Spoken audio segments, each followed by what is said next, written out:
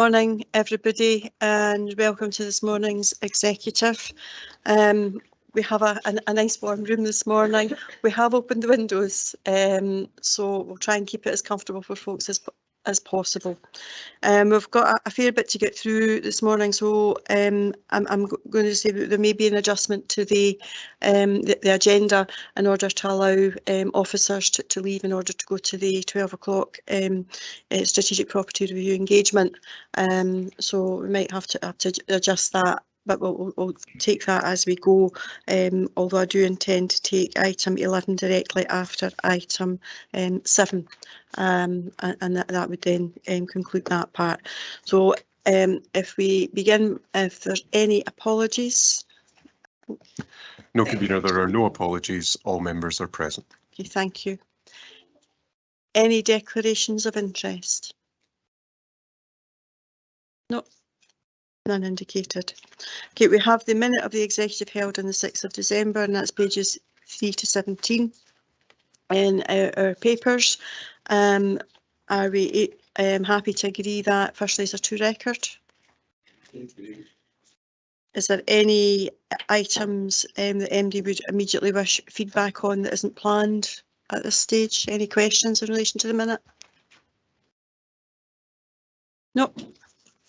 Okay, item 4 is the rolling action log, and I'll ask Mr. Moody just to take us briefly through that.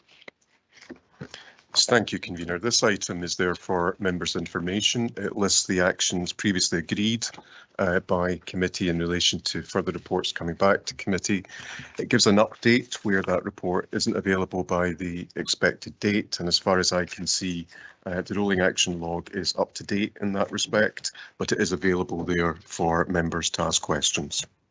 Okay, thank you, Mr. Moody. Is there any questions in relation to the rolling action log? No. Yes, I would agree. There's a number of reports that are all kind of coming back at the one time, but that's what members have asked for, so I'm sure officers will do their very best to make sure we get all of that in time. Okay, item 5 is the King's Coronation holiday, and I'll call to Mr. Moody.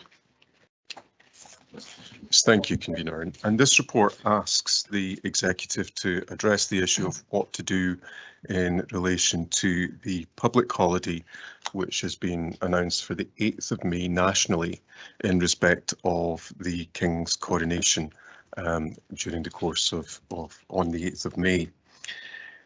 As the report sets out, we have a public holiday already on the 1st of May, which is the traditional public holiday which we observe as a council, both in respect of our services and the consequential benefit that that has for employees too. And as a council, we're required to address what do we do in relation to the fact that there's a national public holiday being declared for the following Monday.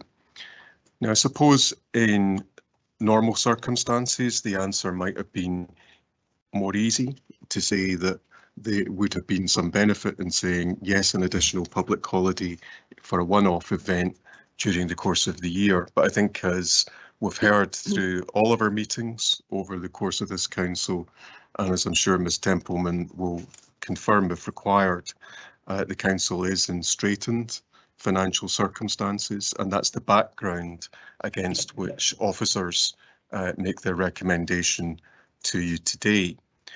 And the further issue which has been taken into account in that is that a large group of the council's employees, the SGC group of staff, have an additional floating day during the course of the financial year in question, or the leave year in question, to be more to the point. So that's a further piece of background. So that's substantially the reason why it's recommended that rather having an additional day's public holiday, instead that we move the day that's already there on the 1st of May to the 8th of May to recognise the event, but at a cost which is at no additional cost to the council when we're in a pressured financial situation. So those are the recommendations that are before you in the report. You'll see there's also an additional one in relation to the schools workforce and the suggestion that that goes to the local negotiating committee for teachers, and that's in relation to the issue of implementation. The decision is for the executive itself. I'll pause there, convener, and I'm happy to attempt to deal with any questions, but I'm joined by Tracy Gillespie, the Human Resources Manager, if there are also some further questions which would be easier for her to deal with. Thank you. Thank you, Mr. Moody. I'm going to just say that the office prepared the report in the best interest of the council, and followed a similar format as that was agreed by the Platinum Jubilee holiday. And just to highlight that there was no formal representations from the trade unions on that occasion, hence a similar recommendation to move the bank holiday because of the proximity of the two being before us. It has been noted that the actual day of the celebration and the ceremony for the King's Coronation is in fact the Saturday, and not actually the Monday. As Mr Moody has said, it has to be acknowledged that the council is in significant financial pressures, and any additional spend will impact on the council's budget gap. The cost of providing an additional public days holidays at around £260,000. That cost will have to be recouped from somewhere, as those savings will be required to make in order to be able to cover that particular spend. There's no additional monies being provided from the UK government to compensate for this. However, it's recognised that there is a demand to mark Labour Day on the 1st of May, and others will want to continue to celebrate. Therefore, to mitigate the impact across the organisation rather than delegate the 8th of May as a public holiday, recognising we have the 1st of May as a public holiday, that given a day's leave, limiting the additional cost to the council at a time when we're under significant financial pressure, and therefore move the following amendment. The recommendation that first bullet point at 2.1 be replaced with continue the traditional May Day holiday following the 1st of May 2023, recognised as International Workers' Day, May Day, celebrating workers across Falkirk District and beyond and their significant contribution to our society, and that the coronation of King Charles III is a major event of national interest which should be marked with an additional fixed day leave on the 8th of May. And therefore it would then include the bullet point that the Director of Children's Services locally consult and agree with the position to adopt for schools. So I'm happy to move that amendment. I think that it's a pragmatic middle road that still gives the holiday to our staff who are able to recognise that, but mitigates the additional cost to the council at a time when we are under such significant financial pressure. Councillor Bowes. Yeah, thank you, convener. Can I say I totally agree with the council on this. I started looking at it a little bit and seeing where the history of it all comes from.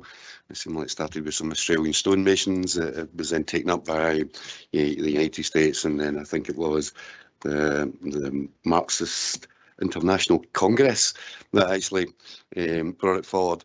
Unfortunately, it didn't actually appear in the UK until 1978. It took 90 years for the UK to actually to identify it. But I think it's very important that the International Workers' Day is celebrated, is recognised for people. Without that, we'd still be working 15-hour days. So I think it's something that's a very positive thing that we're retaining that.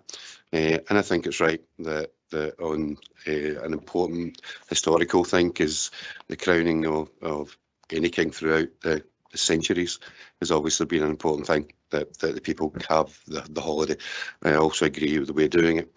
It's very common to what's happening in private industry that it's a fixed day.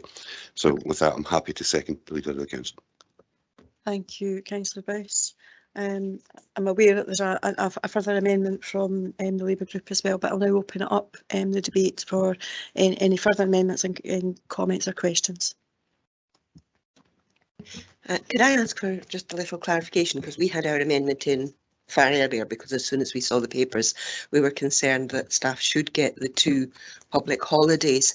But I'm not sure what the purpose of our amendment would be in the event that this amendment was carried. So I'd like some clarification there.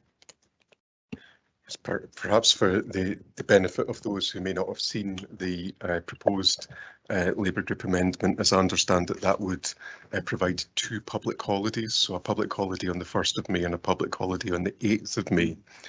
The contrast between that and the motion as moved by the leader from the chair is that it retains the public holiday on the 1st of May, but gives a fixed day of leave on the 8th of May, which is not a public holiday. Now, that's a less financially pressing or a less expensive option.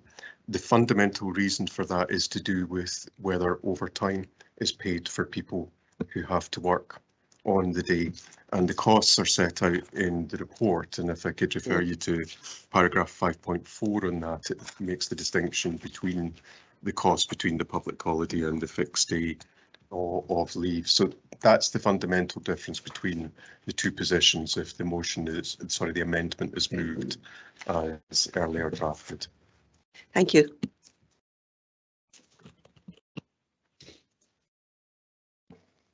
Okay. Any other members? Sorry, Councillor Spears. I think we need to be very, very careful here. International Workers' Day means a great deal to a great many people. I'm surprised Councillor Bowes is only working 15 hours a day. Must be a very quiet ward. The coronation usually comes round maybe once in everybody's lifetime. I know I've been extensively lobbied to have a day for the coronation of King Charles II. But I'm also an ex-trades unionist, shop steward, and I have a great believer in the significance of International Workers' Day. So I will be supporting the amendment that we should have the both days. It might meet the aspirations of different sections of society, but then we've covered everybody and we've met everybody's aspirations. So I think that will be the right thing to do. I think we have a bit of a difficulty at this stage because the Labour amendment's not formally been moved, and therefore I think there needs to be clarity about what people are perhaps voting for. Colin, maybe you could help us out with a bit of procedure here. I think we just need to know if the Labour Group wish to proceed with the amendment as previously circulated. I think we will be fine in the recess to discuss with colleagues. Okay, that's fair enough. Happy for that. Okay. Thank you.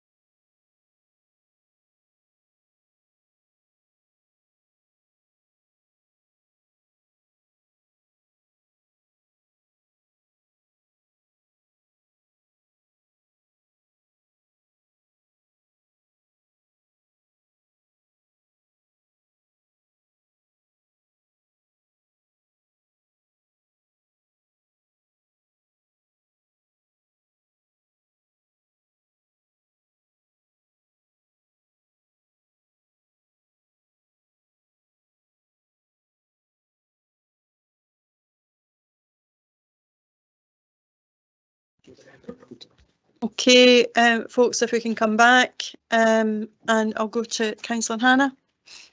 I'd like to defer to Councillor Steenbank to propose our amendment. Thank you, Convener, and thank you, Councillor Hannah. We will be proposing the amendment. Is this appropriate juncture to speak to the amendment? Or, Yes. Yep. Thank you very much. I appreciate the basis of the report, as you do, Convener, as presented in the context of financial sustainability. However, I have to disagree that it's an acceptable solution, primarily because May the 1st, as we've said, is International Workers' Day, and the coronation holiday that has been announced by both the UK and Scottish governments has been announced as an additional bank holiday. It's been set out on May the 8th to make a coronation weekend, and I think that this proximity between May the 1st and May the 8th should not inherently create a dynamic of competition between the celebration of workers and the recognition of the coronation, which is, I believe, what all of us should want. I think to do so runs contrary to the values we were elected upon of representing the broad range of perspectives across our communities. I'm concerned further, after representations by the trade unions opposing this plan, that this could have adverse consequences on our engagement and maintaining a positive relationships with representatives of the staff who are absolutely critical for running the services of this council. The UK and Scottish governments have both emphasised the additional nature of this bank holiday on the 8th, as the coronation will be a rare and exceptional event, one that will be the first coronation in remembered history for anybody of working age. The Scottish Government said on their website, His Majesty King Charles III's coronation will take place on Saturday the 6th of May 2023, and the introduction of an additional bank holiday on the following Monday will result in a 3-day coronation weekend. The UK Government, the Prime Minister, has decided to proclaim an additional bank holiday to mark the coronation of His Majesty King Charles III next year. I think it is a clear implication from both of these statements that the coronation weekend is to give an additional holiday to recognise the national and personal attachment many of us and our constituents feel towards the monarchy. A similar attachment to May the 1st exists within the trade unions, who represent well over 6.5 million of UK workers. The day, as I think Councillor Bouts referred to, had its basis in international union struggle, principally to obtain an 8-hour working week, as was noted in the late 19th century, something many of us take for granted in the modern day, but many sadly cannot. Similar struggles exist in the fast-changing world of modernisation, when we have still much more work to do to convince people we're driving towards a future that will create better circumstances for workers than the ones we see today. Many of our young people, including myself, as a member of Unite and the founder of a tenants union when I was a student activist, see unions as a mechanism to achieve that better future in the work that trade unions carry out on our and our workers' behalf. This day and the context around it therefore carry a great deal of emotional importance for people, both that day and the coronation day, and we can see that in the context of many public and private sector pay disputes this year, which I think gives it a unique character over the Jubilee holiday last year. And it wouldn't be right to set their day of recognition up against the special and rare occasion of the coronation, which is likely to happen to reoccur. It's unlikely to have to reoccur for many years to come. Thank you, Convener. I'm happy to propose this amendment. Thank you. Second formally at the moment and reserve the right. Okay, thank you. Okay, I'll open up for any other comments from members. Councillor Garner. Thank you, Convener. Just a quick question. Where would the 260k mentioned papers actually come from?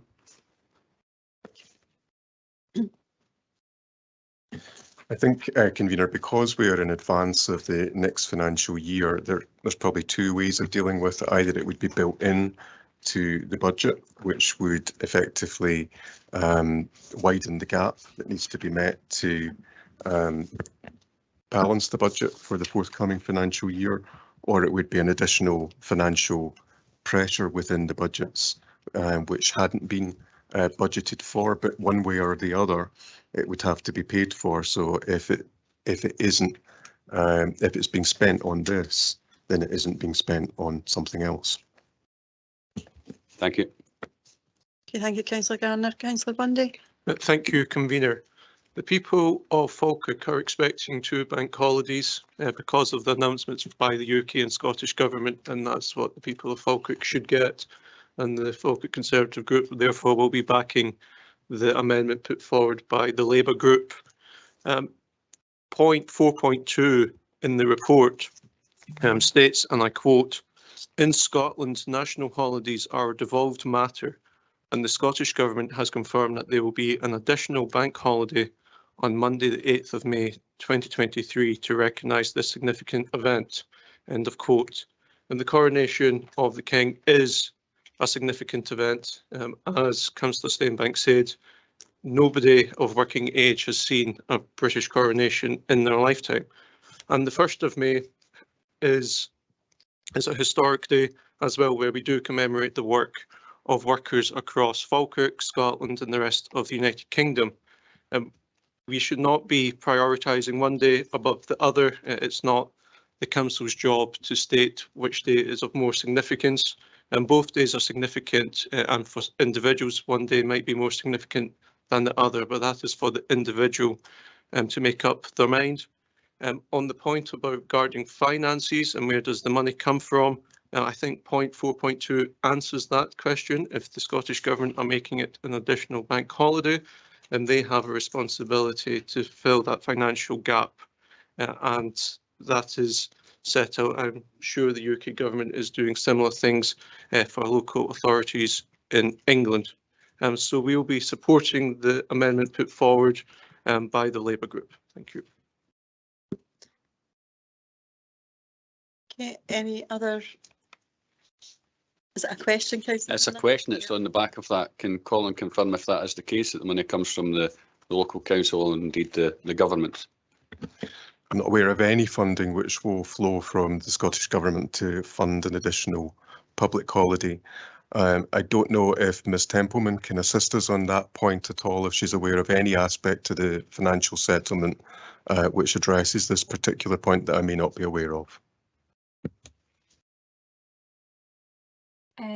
Thanks, Colin. I'm the same as you. I'm not aware of any additional funding available for the bank holiday.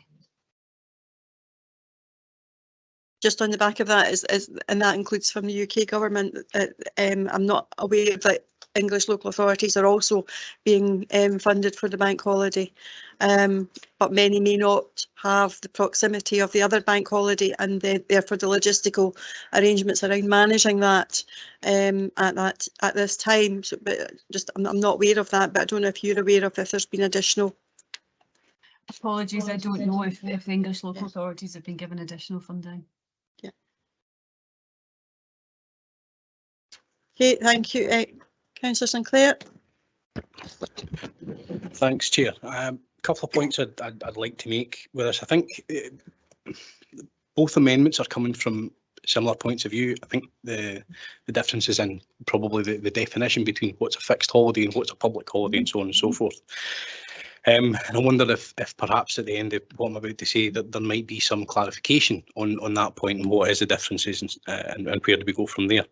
I think what I have to say, based on what I've heard so far, is that we understand that this has been announced by both governments, given that it is a significant national event, it's a significant mark of public interest. But we have to also understand that based on the funding models as they stand at the moment, the devolution settlement, the funding settlement the Scottish Government gets is inextricably linked to funding local governments and from the UK Government.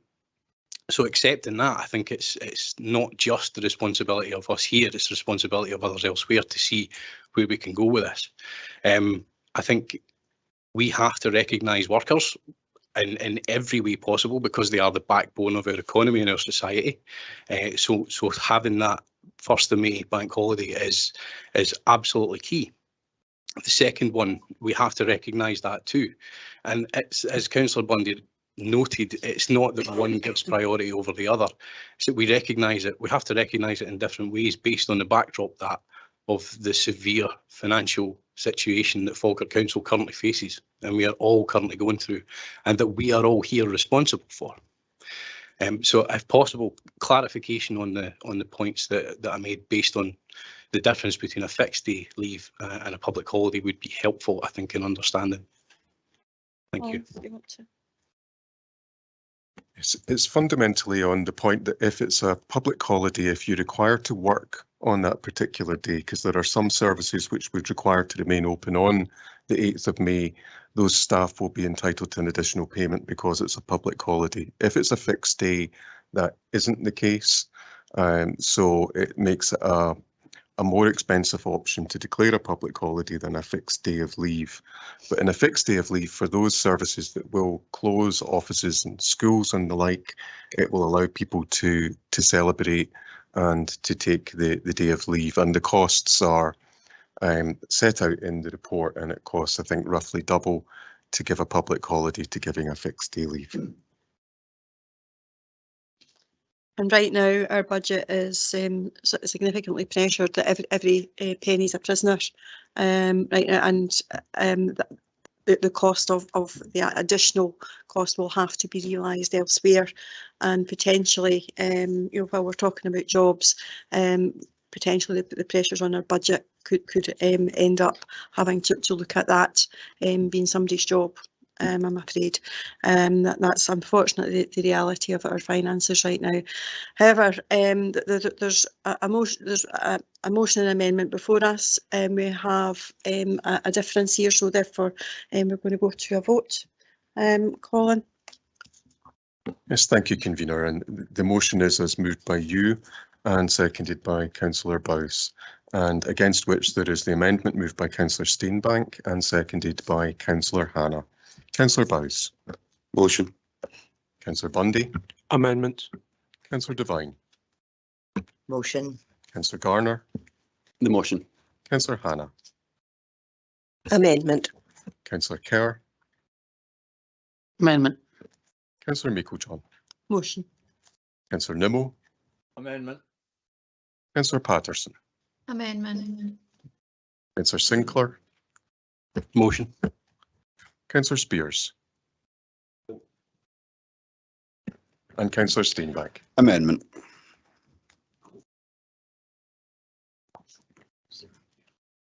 There are 5 votes for the motion, there are 7 votes for the amendment, and the amendment is carried. Okay, thank you, Mr Moody. We now move on to item 6, and it is the Community Council elections update. Kenneth? Thank you, convener, and good morning to all. So the executive previously considered the outcome of the Community Council election process at its meeting on the 4th of October, and at that stage it was noted that one Community Council, Bo'ness, had formed, and the executive permitted 5 other community councils to form on the basis that they had received 2/3 or more of the required nominations. That's set out in paragraph 4.1. The executive also agreed to extend the nomination period to the 9th of December to allow further nominations for the remaining community councils. So this report sets out the outcomes from that, and you'll note that a further 3 community councils can form as a basis of having had the requisite number of nominations. That's the paragraph 5.1. In addition, for 2 further community councils, that's Denny and District and Slamana and Limerick, nominations for at least 2/3 of the vacancies were received, and it's recommended that they are also permitted to be founded. That leaves the 12 community councils listed at 5.4, where the number of nominations has fallen very significantly short of the required level. Having extended the nomination process previously, and in the light of that outcome, it's not recommended to have a further extension. So as matters stand, these community councils have not formed. The scheme does allow for the establishment of community councils set out. It sets out a mechanism by which councils can form should there be sufficient local interest and desire. Anyway, at this stage, there is an opportunity to consider next steps, both in the context of the council's priorities of supporting stronger and healthier communities, and also in the context of the new community engagement strategy as set out as item 7 on this agenda. The recommendations are set out in paragraph 2. Thank you. Thank you, Mr Lawrie, for that. We have seen the benefits of extending the period for the nomination process for community councils, and I'm pleased that I've heard a number of councils are now able to form, but it still falls short, and there's many aspects of the council area that are not covered by community councils, and they are a statutory body, a statutory consultee, and despite the various forms of advertising and engagement, but it's unfortunate we've not been able to succeed in that. Therefore, I think that there has to be further work done around finding out why people don't want to engage in community councils, and finding ways of engaging people in that process and ensuring that they are diverse and representative of our communities going forward. I think that while we have been able to form a number, and I wish them well in their endeavours and look to see them develop, I think there still needs to be something more fundamental done to look at that, and I would propose that that be deferred into our community engagement strategy, and deal with that within the development of that going forward, as part of our engagement, in order to look at when the next round of the elections for community councils are able to take place, that we are in a better position to ensure that we have a much broader spread across our communities of community councils, as well as others, as we'll hear when we go to the next paper.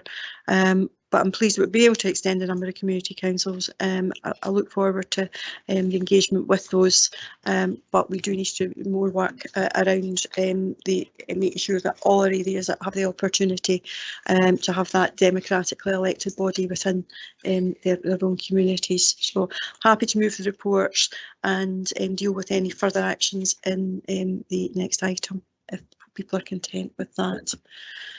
Councillor Garner. Thank you, Convener. I agree with everything you said there, and it's good to see the formation of one of the community councils within my ward, which is Banknock, Haggs and Longcroft, and it's good to see some new members coming forward for the Denend District Community Council. As you say, it's unfortunate that some other community councils haven't had much response, and including that one, the Bonnybridge one, which is quite surprising as well as a wee bit disappointing. So I do agree there has to be more work done in that aspect. So happy to second. Thank you. Councillor Spears. Yeah, Lord Wheatley and the Wheatley Commission, when they brought forward the implementation that especially former boroughs and former councils should have community councils to be truly representative for areas across the districts when they form district and borough councils.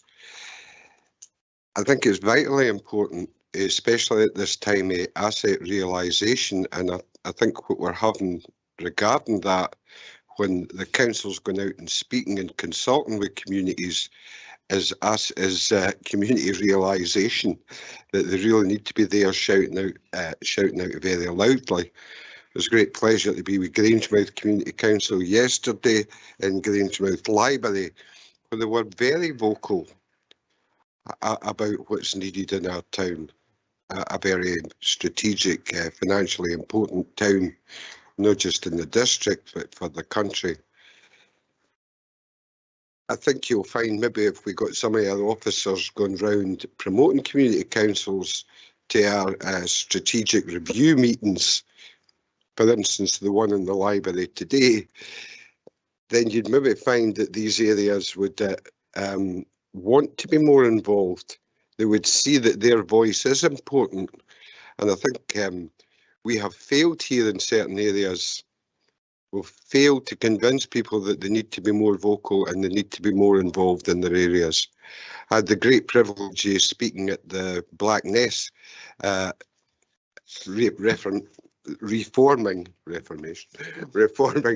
of their community council. And that mainly come up across because there could be a possibility they might lose their school. I think they'll probably win that case. But I think we have failed in convincing people that they need to be more involved. And it's our duty now, and especially if we're going round at present, that we try and convince more people to stand up and speak for their communities. Thank you, Councillor Spears. Councillor Kerr. Thanks, Convener. A couple of questions. With regard to Lower Braes, what areas does that cover? Brian, Mr Perry, are you able to give us an indication of where Lower Braes Community Council covers? I've heard it before. No, exactly, just I'll get that and I'll come back in. Okay, Brian, we I'm couldn't sorry. couldn't hear you terribly well. Right, could you say that again, Brian? We couldn't hear you terribly well. Apologies, it was too quiet.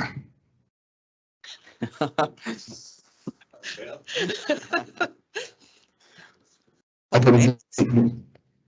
If you put You something. doing my phone now? It's, I'm afraid you're being a wee bit distorted when you're speaking, so we're not able to hear you terribly well. I'll get headphones. Yeah, okay, right. We're going to get headphones to him and Okay. yeah. And the other two was Falkirk Central and Falkirk South, because some of the areas that's mentioned below and above, I would have thought covered that area, but Yeah, certainly Falkirk Central and Falkirk South are split into two town centre areas. all right. But just to say that something that we would want in the community engagement strategy to look at is perhaps the community council boundaries and see if those need to be adjusted. Yeah. And to make them a wee bit more representative and more realistic, because there are some other areas such as in Carsk and Kildare that's very, very large and it's never going to attract people because of the demographic of the area. It's just too big to deal with. So that would be something that further work would be looked at. Brian, are you able to? I think so. So can you hear me now? That's much Perfect. better. Thanks. What I was actually trying to say was I'll get the details, and maybe if it's helpful, I can send all the members details of all the wards so they've got an idea, because I just came back in and heard you talking about maybe the need to look at boundaries, so I could send a note of all the boundaries and send that around all the committee later on, if that helps. Yeah, I think that would be helpful. Yeah. Convener, can I maybe just try and help to clarify things? There hasn't been a Lower Braes Community Council for a good number of years now. That's been the case. It did cover Lauriston, West Quarter and Redden when it was operational, but as far as I understand it, there isn't one at the moment. Can I maybe clarify further? I think I was probably next in the pecking order anyway. I absolutely applaud the staff who've worked really hard to try and get community councils up and running. It has been hard work, and I think we do, as Councillor Spear says, we do have to ask ourselves the question, why is it people are not engaging? And I think part of the reason is actually the boundaries. I think if you want community groups to form, then they have to be in communities that people recognise as their own community.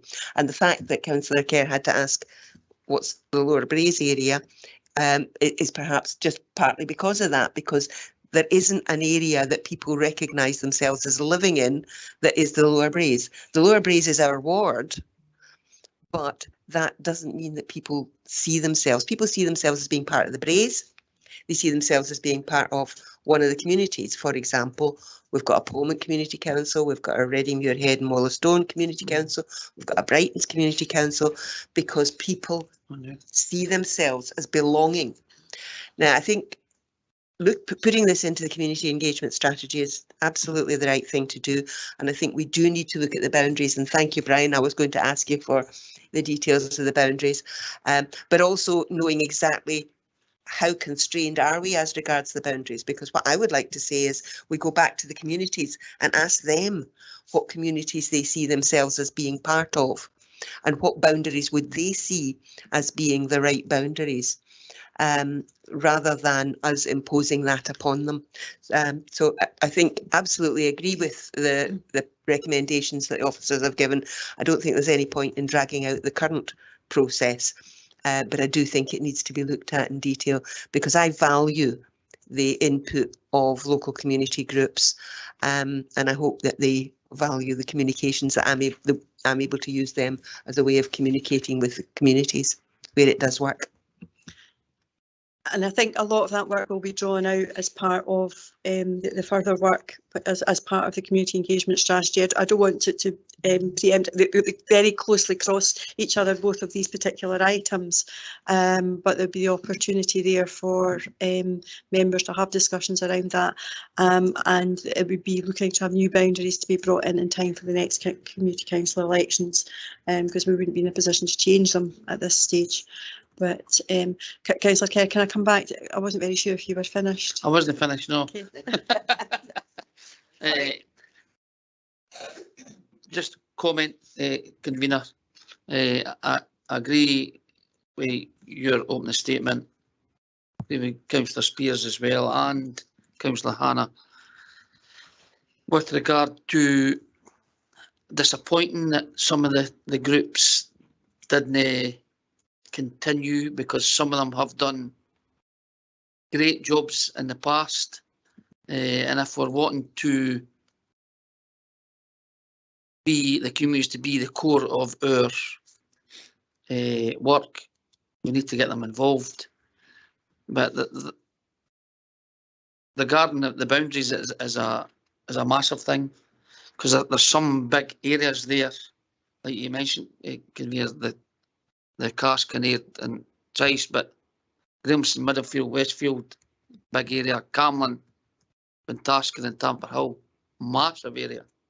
And getting the communities to understand that because they live in Camelin, the people in Bainsford, Bentaskin and Tamper Hill need to get the represented as well. So it is a massive thing for the council, but hopefully it'll be covered going forward, Convener. Thank you very much. Okay, thank you, Councillor Kerr. Councillor Steinback. Thank you, Convener. I agree with many of the points, but I won't labour it, considering we've had extensive contributions on this point. And I'm happy to see that the extension did lead to the full formation with full membership for the Camelin, Bentaskin and Tamper Hill Community Council we just mentioned, which is partially in my ward, with the first meeting taking place this Friday at 6:30 p.m. at the Tamper Hill Community Hub, if anybody's able to make it down from Falkirk North or Falkirk South. I do have a question for Brian, and it's just based off the community councils that did have membership but failed to make the 2/3. What direct engagement work will we be doing with those community councils to potentially get their views on the points that we've just discussed here on potentially recalibrating the boundaries, or how they could potentially take forward the community groups going forward? Thank you. If that's for me, I think that would be fleshed out as part of the work plan for the PDP, if that's what's agreed at the next item. But I think we'd want to keep in touch with current community councillors and previous community councillors, perhaps to discuss the ones that didn't stand, their reasons for not standing. But that's not for me to say just now. That would come out as part of the work plan for the PDP. Thank you. Any other member want to make any questions or comments? Councillor Boyce. Can I welcome that we're going to look at boundaries and such like. One of the big problems at Larberstein, Esmere, Torwood, I had 2 years of that before it changed. The new committee came in, and it was too much work for them because it was so big. The amount of work for them was just too much. It's something which I've discussed on a number of occasions, and it's something that I look forward to. There's a natural boundary there, the sort of Larbert, Inches, Torwood and Kinnaird, Esmere, because you think it Carnshaw and you've also got Earth, so it's a big area, covering Castaneard and Trice and Larbert as well. So it's something I really welcome. Thank you. Okay, thank you, Councillor Boyce. If there's no other contributions, are we happy to agree the report? Agreed. Thank you, colleagues. Okay, we move on to item 7, which is a review of the strategy for community engagement, and it's with Mr Gillespie. Thank you very much, Convener. And firstly, I would like to say thanks to Jen Kerr and Kath Wilson, who pulled together this report and who do the hard work behind the report. This report presents the findings of the review of the Falkirk Council's Participation Engagement Strategy of 2019-24. Within section 4 of the report, it's highlighted that the executive are aware of the comments of the Best Value Assurance report on a positive shift in approach and culture in our work with communities. However, in order to continue this, as we've heard just earlier, we will require a strong policy framework and an increased scrutiny and governance of the progress of this work. Section 5 highlights that communities are not aware of or connect to the strategy's implementations. There has been, unfortunately, limited governance and resources around the strategy, and it's been difficult to measure successes, which unfortunately has meant no delivery or monitoring plan in place. The review highlighted that the strategy in its current form cannot support the transition to engagement with communities into a more empowering and collaborative relationship. Section 6 of the review found that limited progress against most of the plan's actions and commitments. While recruitment to a citizen panel has improved, it has not been utilised fully. However, there has been such areas as participatory budgeting, locality planning and engagement with parents through schools have shown the most progress in recent years. We appreciate that work has changed significantly since the pandemic, and we need to look at different ways and different methods. Communities expect a different relationship with us, one that is more supportive of their leadership and activities and enables them to do more for themselves with the correct support. What we've heard in the past, communities say they would get involved. However, they think it was pointless. So if a lot of communities want to get involved, but for what reason? And that's part of the reason we need to change that, and that's what we're doing. And we've heard that recently, and that's maybe a reflection of the previous report. Other areas of policy have been evolving as well post-pandemic, with more collaborative and deliberative forms of community engagement and co-design, the backbone of all of what we're doing. In conclusion, Convener, we need to increase the quality and quantity of public engagement. We want to develop and inform and involve the public. We need to be honest, open and transparent and share decisions with the communities and have them involved making these decisions. We believe a policy development panel will start that journey as intended and how we want to go and bring our communities to where we want to go. And I would refer you back to recommendations in section 2, Convener. And on this occasion, Jen Kerr's willing to take all questions. Thank you. Okay, I don't know if Jen was aware that she was taking all questions. She was, Convener, she was. But I'm sure she'll do an absolutely fantastic job. And thank you for that, Kenny. And thank you for the work that's been put in by the officers and the communities team, because the evolution of their strategy was just prior to the communities team becoming established, and it's something they had to pick up on at the same time as we went into lockdown and dealing with a pandemic, and that in itself was challenging, but having a new strategy to look to implement at that time when we really needed to have that community engagement was extremely challenging, and all credit to the work that's been done. But what has to be recognised is during the pandemic, there was a lot of learning took place around community engagement and how our communities wanted us to engage. So while there's, as part of the review, there's been some areas that haven't been progressed, that we take as a positive form of learning rather than a negative. And these are things that we can look to work to change going forward. And I think that's really important. It's also the first time we've looked at putting a strategies like this, it's community engagement that can be very variable, into a performance management framework. But I think it's the right thing to do in order to be able to measure the progress and the success of that going forward. And that will help us in some of the very challenging discussions that we have to have. And we've seen that approach being adopted as part of the engagement around the SPR and the very constructive conversations that it's been having with the communities and how they are welcoming that approach, and that's something that gives us a good base to build upon. We need to look at ensuring that as we go forward that our engagement is across all our communities and make sure it is as diverse as possible. There has been a number of discussions in the past around a young persons panel or young persons forum. At the time those discussions were had, we went to our young people.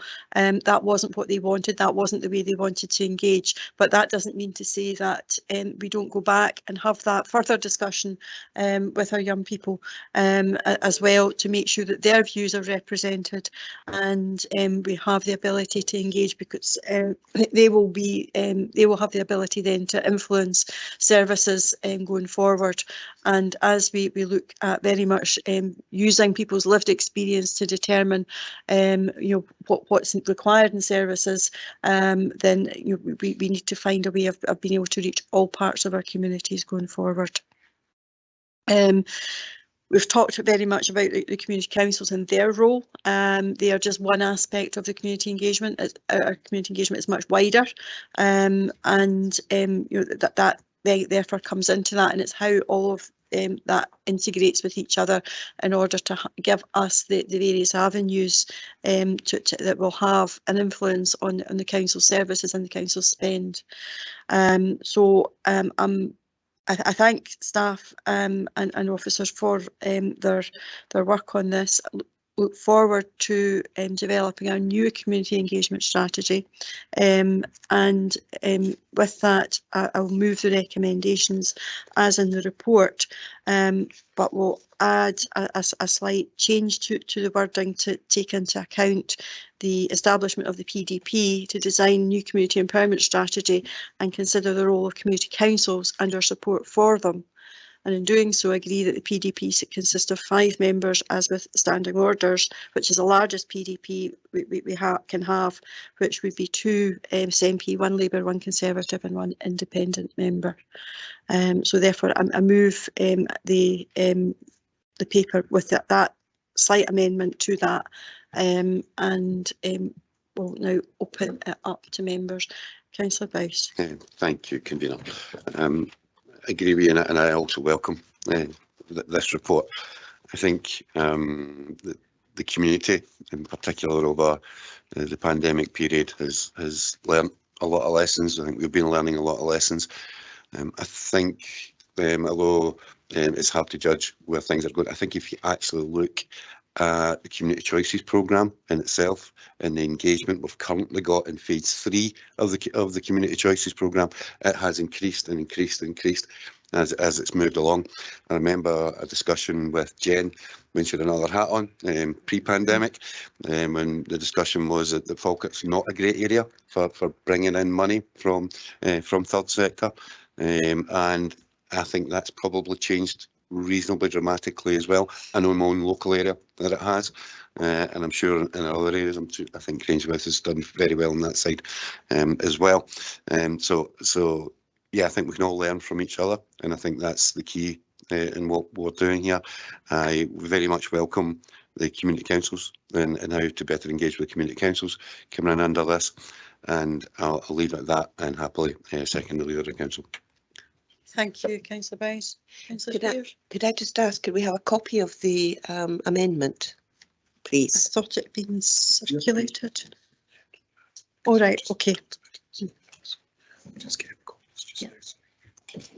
Yeah. Okay, Councillor Spears. I think there's a thread developing here this morning that if anybody doesn't realise that they're immune to social media and what people actually think out there. They see us as remote. They see us as our consultations a box ticking exercise. They don't feel they're being listened to, and they've disengaged. I think the previous agenda item regarding community councils shows that. The more you are away from the centralist Falkirk or the centre of Falkirk, then the less likely you want to form a community council, because you don't feel part of this district. And I'm we have a strong one, a strong community council in Grangemouth. But would it not be advantageous if the council adopted more modern methods communicating with the public on, especially social media, because I know I tried to fill out a form regarding Falkirk Town Hall, and at the time you got to the one box ticking question, I can see how thousands of people, especially older people that use that facility, were turned off. So I think we should, I kind of see a great cost in it, that we should be running maybe even Facebook pages for each town in the district, where people can easily go and vent their frustration, vent their thanks even, who knows, to what's happening with Falkirk Council. But we need to make ourselves easier and much easier to access.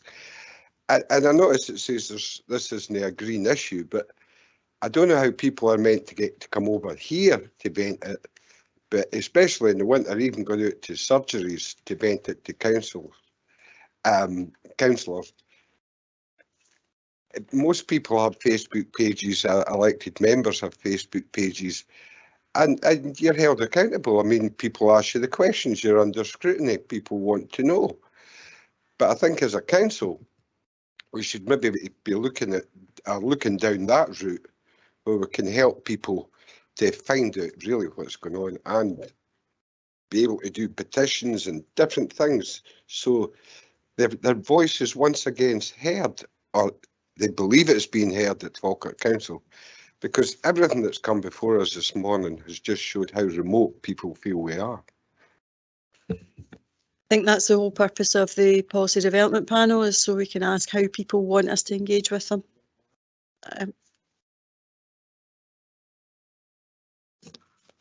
Councillor Hannah?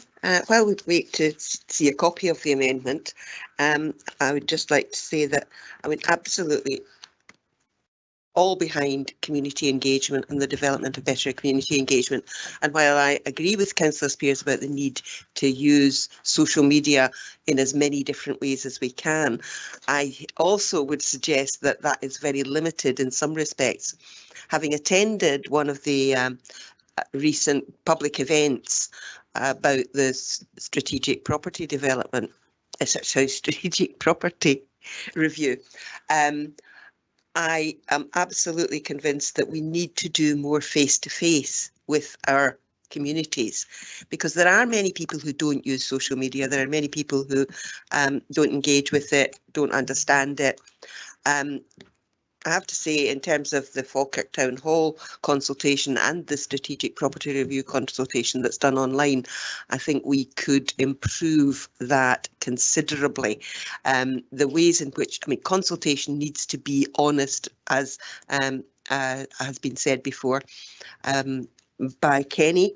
What was it? Honest, open and transparent.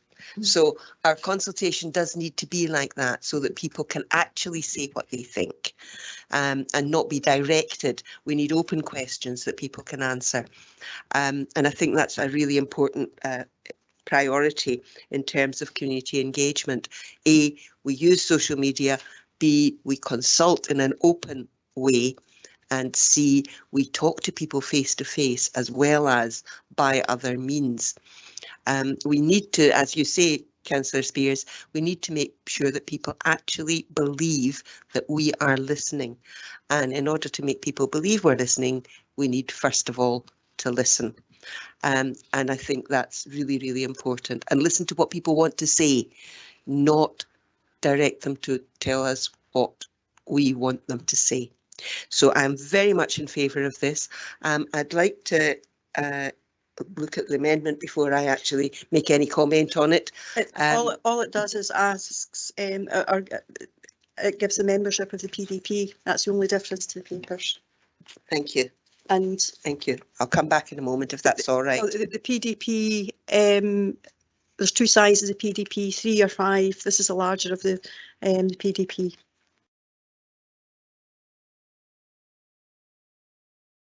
Councillor Bundy. Thank you, Convener. It was just to bring awareness to the fact that the Conservative group are planning to bring forward an amendment as well. I don't know if this is the right time to bring it forward or just to raise the going to do so. Okay. It'd be helpful at this stage just really to know what it is. Yes, it is to replace 2.1 on the agenda with the following text. Notes the findings of the review and progress against the Community Engagement Strategy 2019-2024, but expresses disappointment that progress on all 9 strategic priorities are behind projected progress. End of quote. So it would be an additional item to note. Yes. And that is based on figure 1 on page 40.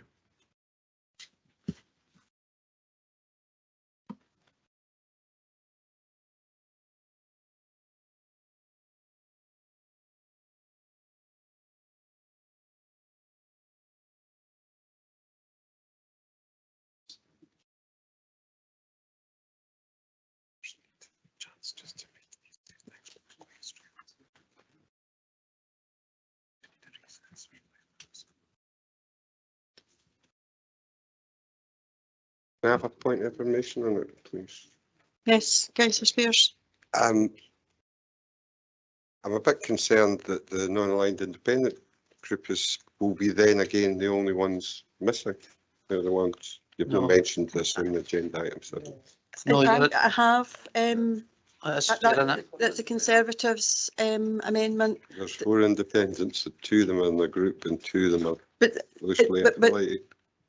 Councillor Spears, if the amendment that has come, or the addition that's come to the motion is that the PDP consists of 5 members with 2 SNP, 1 Labour, 1 Conservative and 1 Independent.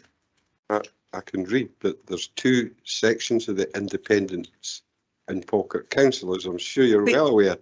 There's a non-aligned independent group and then there's a loose affiliation, the other 2 independents. The independent member, very clear. The members of the PDP would come from the executive, and there's only 1 of you on the executive. Thank you ever so much. I'm greatly touched, but it does not open it to other members as well. It's representative, and it's a format that has been used in the past for the policy development panels. There's 5 members, and that is the makeup that's been suggested. And as I say, it is a method that has been used for quite some time now. On those. Could I maybe just ask for a little clarification? Is this defined in law that that's how it has to be? Is it defined in standing orders? Is it defined in exactly what we standing orders, right? Thank you. Councillor Kerr. Thanks, convener. Probably for Jen. With regard to the priorities leading on for the Conservative amendment. On the chart on page 40, then we go to page 41 and it gives you a list of priorities 1, 2, 3, 5, 9, where there's nothing for 4 because we've got for 3, but we've not made any progress at all. It's saying in the chart. Can I just ask what voice poverty is?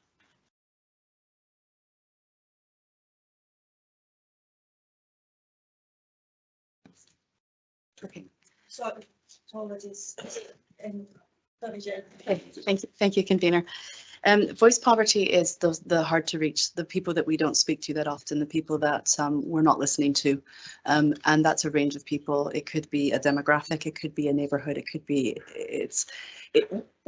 in the current processes we use, we make it difficult for people with barriers to speak to us. We ask them to come out. They might not be very mobile. We ask them to go online. They might not use the internet.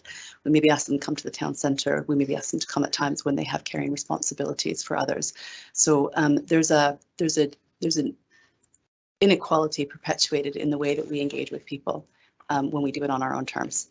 When we're not working with those when we're not speaking to people in a way that's convenient for them, or we're not allowing them to speak to us when it's convenient for them, we perpetuate that in our processes. Thanks. Just exactly what Councillor Spears says previously. I would like to see a comment on the other priorities that's not here. If we have them, can we get sent over, please?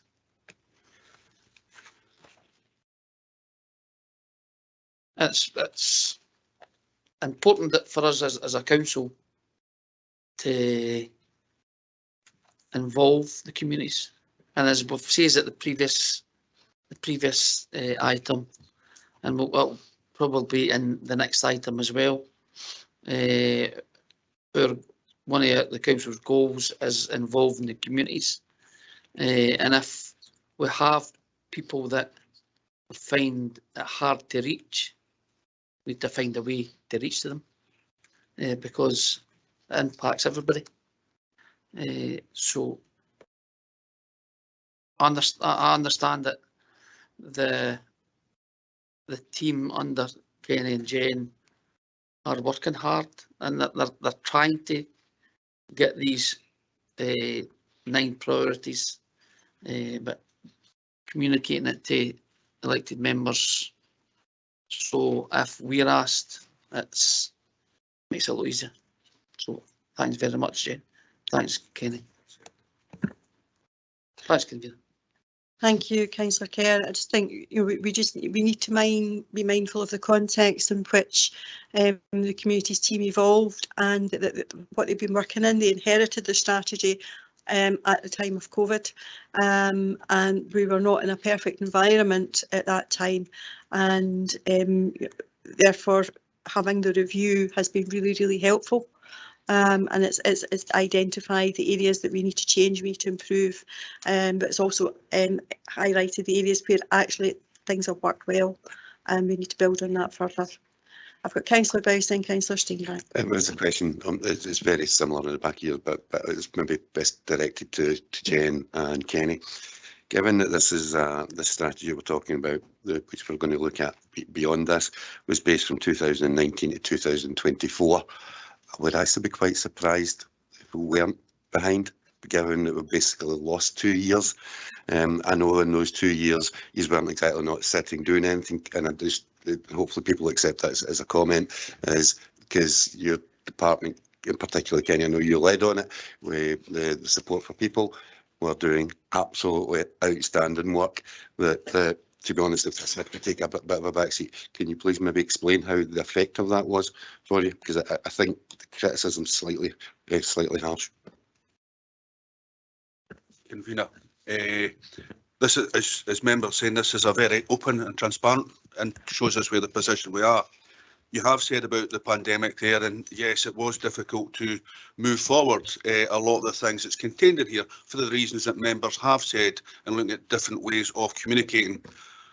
Probably the biggest lesson for us as a local authority was we weren't aware of all these community groups that are out there that we were not speaking to, because we weren't doing it in different ways.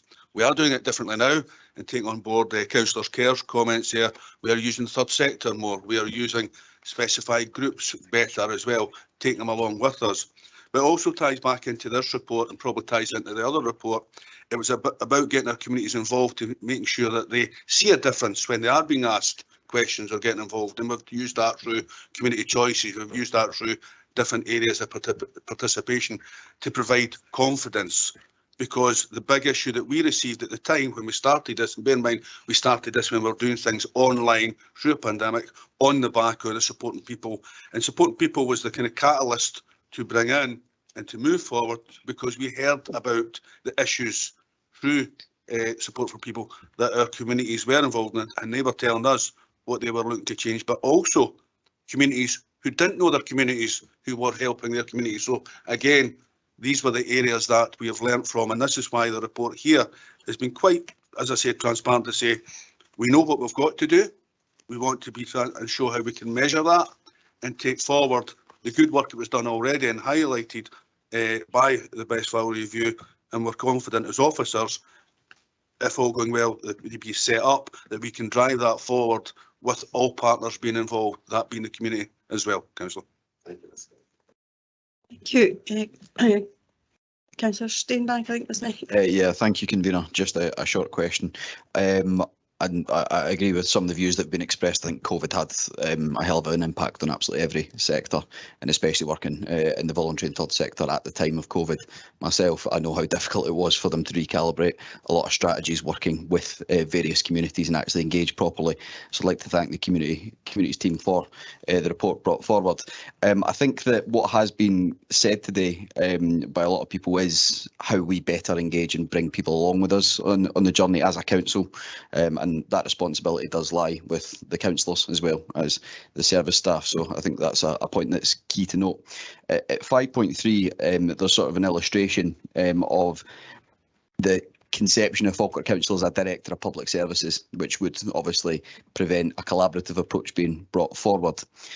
How could we better show that we're incorporating public views into the reports and subsequently the decisions made by councillors through this committee and other committees in the council? Thank you. Thank you, convener. A lot of that is about process, about also opening up our processes so some of those hard to reach voices find us hard to reach. Actually, we're not set up to collaborate. We don't allow for time to plan to bring voice in. We're often doing things at short time scales. So just changing and elongating our planning processes, designing them to have people in them as early as possible, whether through focus group, creating different tools and processes that we're clearly communicating, and then making sure that we report that in a standardized way. So good quality feedback reports for the public on what we listen to, what changed as a result, what we're not going to change as a result. We don't have to agree with everything the public says. It's a one other perspective that needs to be taken into the discussion. Everyone else's perspective is equally as valuable, but at the moment theirs isn't equally as valuable, and they feel that, and that's why they're no longer participating or choosing not to. So we want to have tools, clear process, make us ourselves accessible, make the processes accessible, and then support people to be part of that, and then feedback clearly in standardized ways. Thank you. And just one more question, convener, if that's okay. At the graph of 5.6 and then subsequently the statistics on priorities 6, 7, 8 at 5.17, could I just have a bit of a more greater understanding what those statistics actually mean and how community and officer perspectives were weighted? Convener, thank you. So this is a perfect example of process. We didn't have a monitoring process for this strategy. There was no delivery plan for it. There was simply just a list of 9 actions, most of which were unquantifiable by one perspective. So we used the triangulation approach where we took 3 different perspectives. We asked officers who were directly involved in the engagements across the year, what did they think? We asked their managers, how well did they think we'd done on this? And then we compared that with the public. So sometimes officers would score high. We'd actually had done a lot of work, but the public were very unaware of it. So is that really, it's about the outcome of that. We can do all the work in the world, but it's not making a difference if people aren't understanding it, if they're not actually getting involved, if they're not feeling like they're making a difference. What's the point of it? We want to do work that people feel it makes their opinion is valued, it makes a difference. So having the public conversations we're having at the moment, for example, big difference to having a survey. Being able to write a petition on your own terms where you direct what the agenda is versus fill in our survey where we've told you what the agenda is and we've given you examples. Those are the types of processes that I'm talking about that need to be oriented. So bringing in a range of perspectives and valuing them equally in the decision that goes forward is exactly how we took this forward. So it's a bit of a dark art, I will admit. There's absolutely no monitoring for this, but also there's no opportunity for elected members to have seen this before. This is the first time you've had feedback on this strategy since it was approved in 2019. So we do recognize that we need to provide this type of information for your updates to make sure that this is happening and it's happening well, and that you can trust that it's valid when you receive it. Definitely good to have feedback from 2 perspectives brought together. So thank you very much for answering those questions. Thank you, convener. Okay. Councillor Hannah, I'm also going to ask for brevity because I'm aware the officers' time's now pressured. Yeah, I will try to be very brief. First of all, in terms of the amendment from the Conservatives, I can't agree with Councillor Bowes that it is in any way critical. If it's critical, I wouldn't support it. If it's critical of officers, it seems to me that officers themselves are probably disappointed in the lack of progress. So I don't see it in any way whatsoever as being critical of officers, and I'll be supporting both the Conservative amendment and the administration's amendment, because I think both help take us a step further forward. And the only other thing I would be saying is I think it's important to recognise that we're not just talking about communities in the sense of localities. There's communities in the sense of locality, but as is accepted in the report, there are also communities of interest, and we need to ensure that we hear their voices as well. Okay, thank you for that. In relation to the Conservatives amendment, I can understand where Councillor Bice was coming from, but I think we are all disappointed in the priorities that are behind progress, but we know there are reasons for that. And I think, as Jen and Kenny have said, that the areas for work are identified, and we know that there is a way forward to improve that. But that is not going to be solely done by officers. That will be done by elected members, and our communities, and that is why the Policy Development Panel is going to be critical in taking this forward. And because for those that haven't been involved in policy development panels, we will be able to take evidence in order to support the work that we need to do to give a final recommendation to the executive and in developing that strategy. So I think I actually see it as very much a positive. It's cathartic to be able to reflect on where you've not performed well and say, right, we know, we recognise that, we can move forward. We are in a different position now. We've got our 3 localities established, we've got our locality plans, we've got our action plans, and through that process there has been far more engagement with our communities. We have the Falkirk plan that takes us beyond Falkirk Council to our partners within the third and other public sector, and all of that means we're in a much better position to be able to go out and do the work that needs to be done, and I feel very positive that we will see a difference in the future, and having a performance monitoring programme in place, I think, will help us to be able to see that progression. So I'm happy to accept that that amendment in relation to that, and based on that, and not want to speak any longer than I need to, are we content to agree the report amended? Agreed. Thank you. If I can now take item 11, which is the proposed sale of land of the Braes Golf Centre in Madison. As Mr Kertrick has a key role to be playing in our engagement session this afternoon, and it would allow him to get away if we could take this report now. Paul. Thanks very much, Convener. The purpose of the report is to seek approval for the disposal of 2 areas of land extending to approximately 2,871 square metres at Braes Golf Centre, the Ordhead Limited, who own and manage Braes Golf Club, for £21,000. The value of the land was independently assessed by the district valuer and reflects the intention to use it in association with the golf club, with the use primarily being for the provision of car parking. The use will be restricted through title conditions to be associated with the golf centre. The sale is also subject to planning permission, although indications are that that would be forthcoming. Local elected members have been consulted and no concerns have been raised. I'm happy to take any questions, Convener. Thank you, Paul. Councillor Garner. Thank you, Convener. As Paul says, the purpose of the report is to agree the disposal of the land at the Braes Golf Club. The purchase will help the club expand its parking provisions for its viability. The land was independently valued by the district valuer. Local members have been consulted and no concerns raised. Happy to agree the recommendations. Okay, thank you. I'm happy to second the report, but I'll raise it for any members' comment or question. No one otherwise minded? Oh, sorry, Councillor Spears. Can I ask what work has been done in drainage regarding this? This will be another area that's paved over.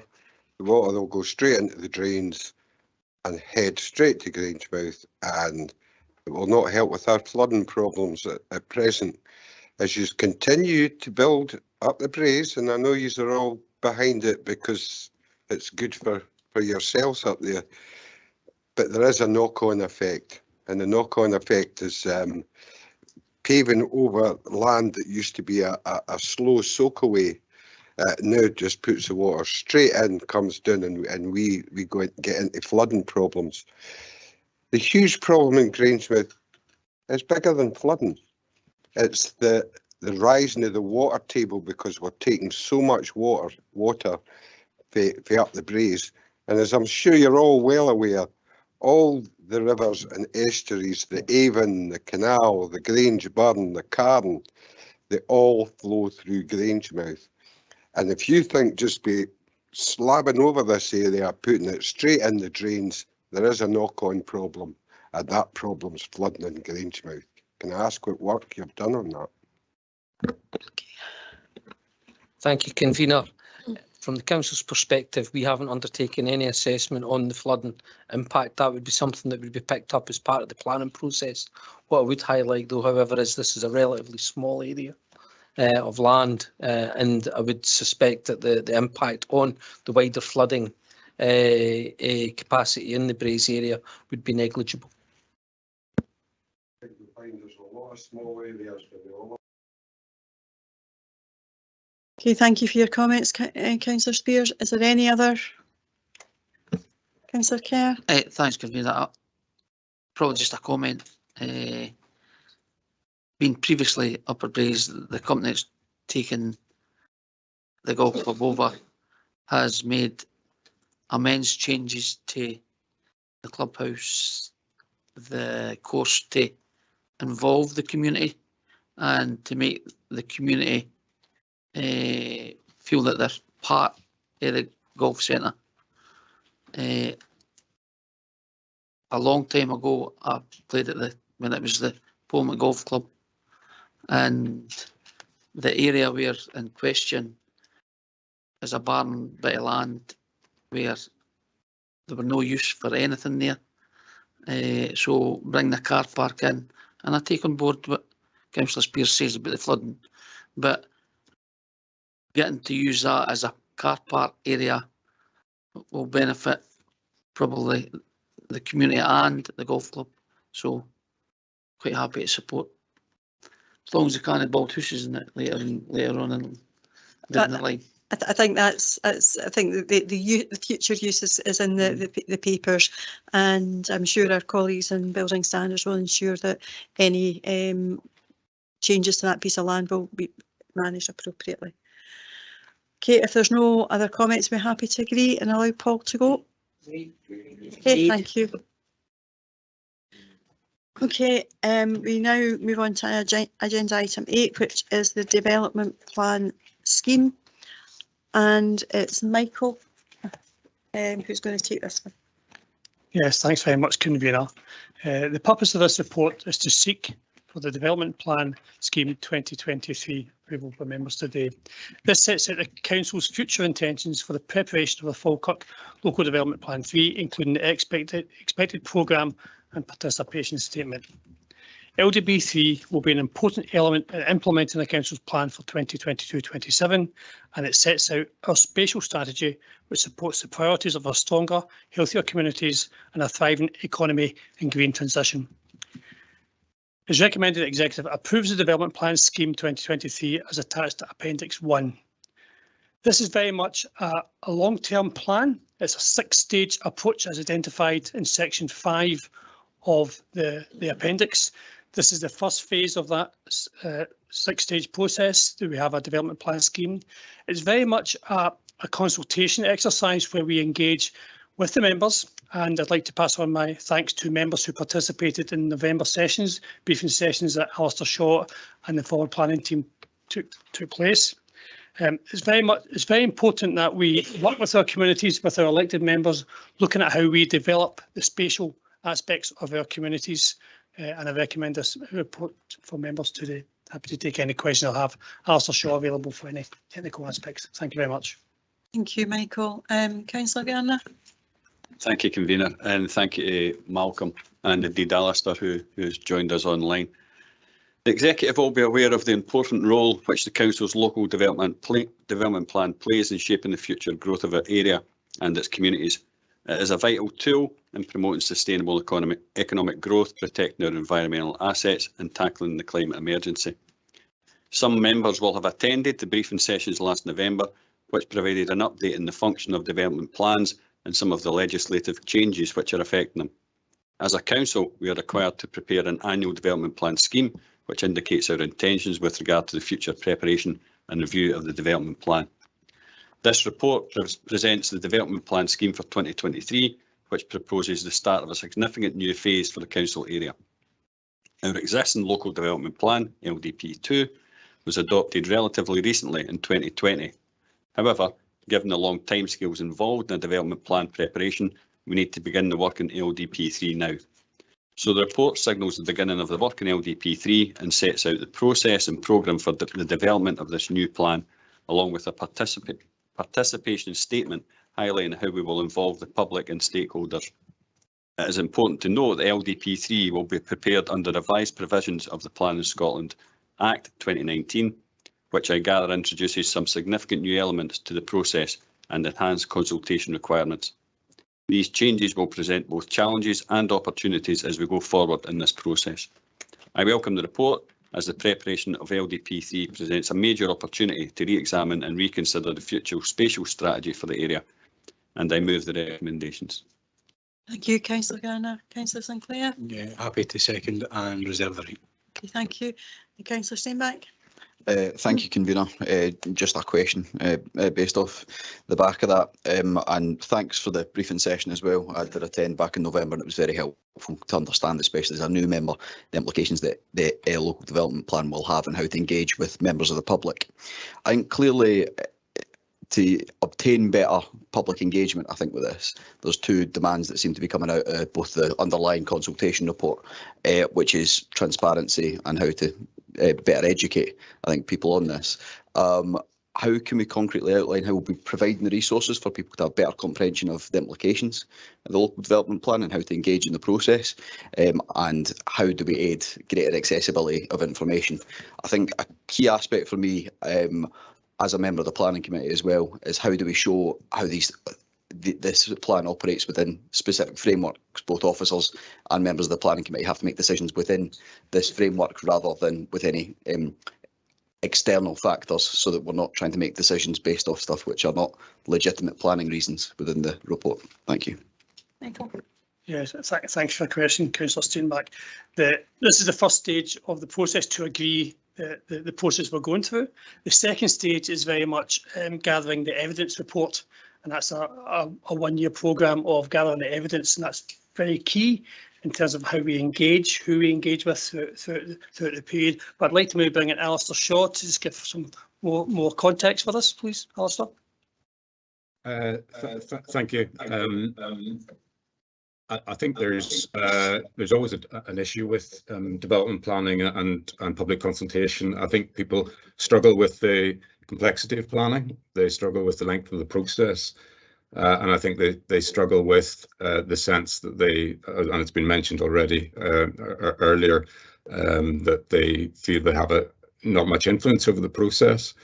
And these are the things we're up against in terms of improving our engagement. But the legislation is driving us to get better at this.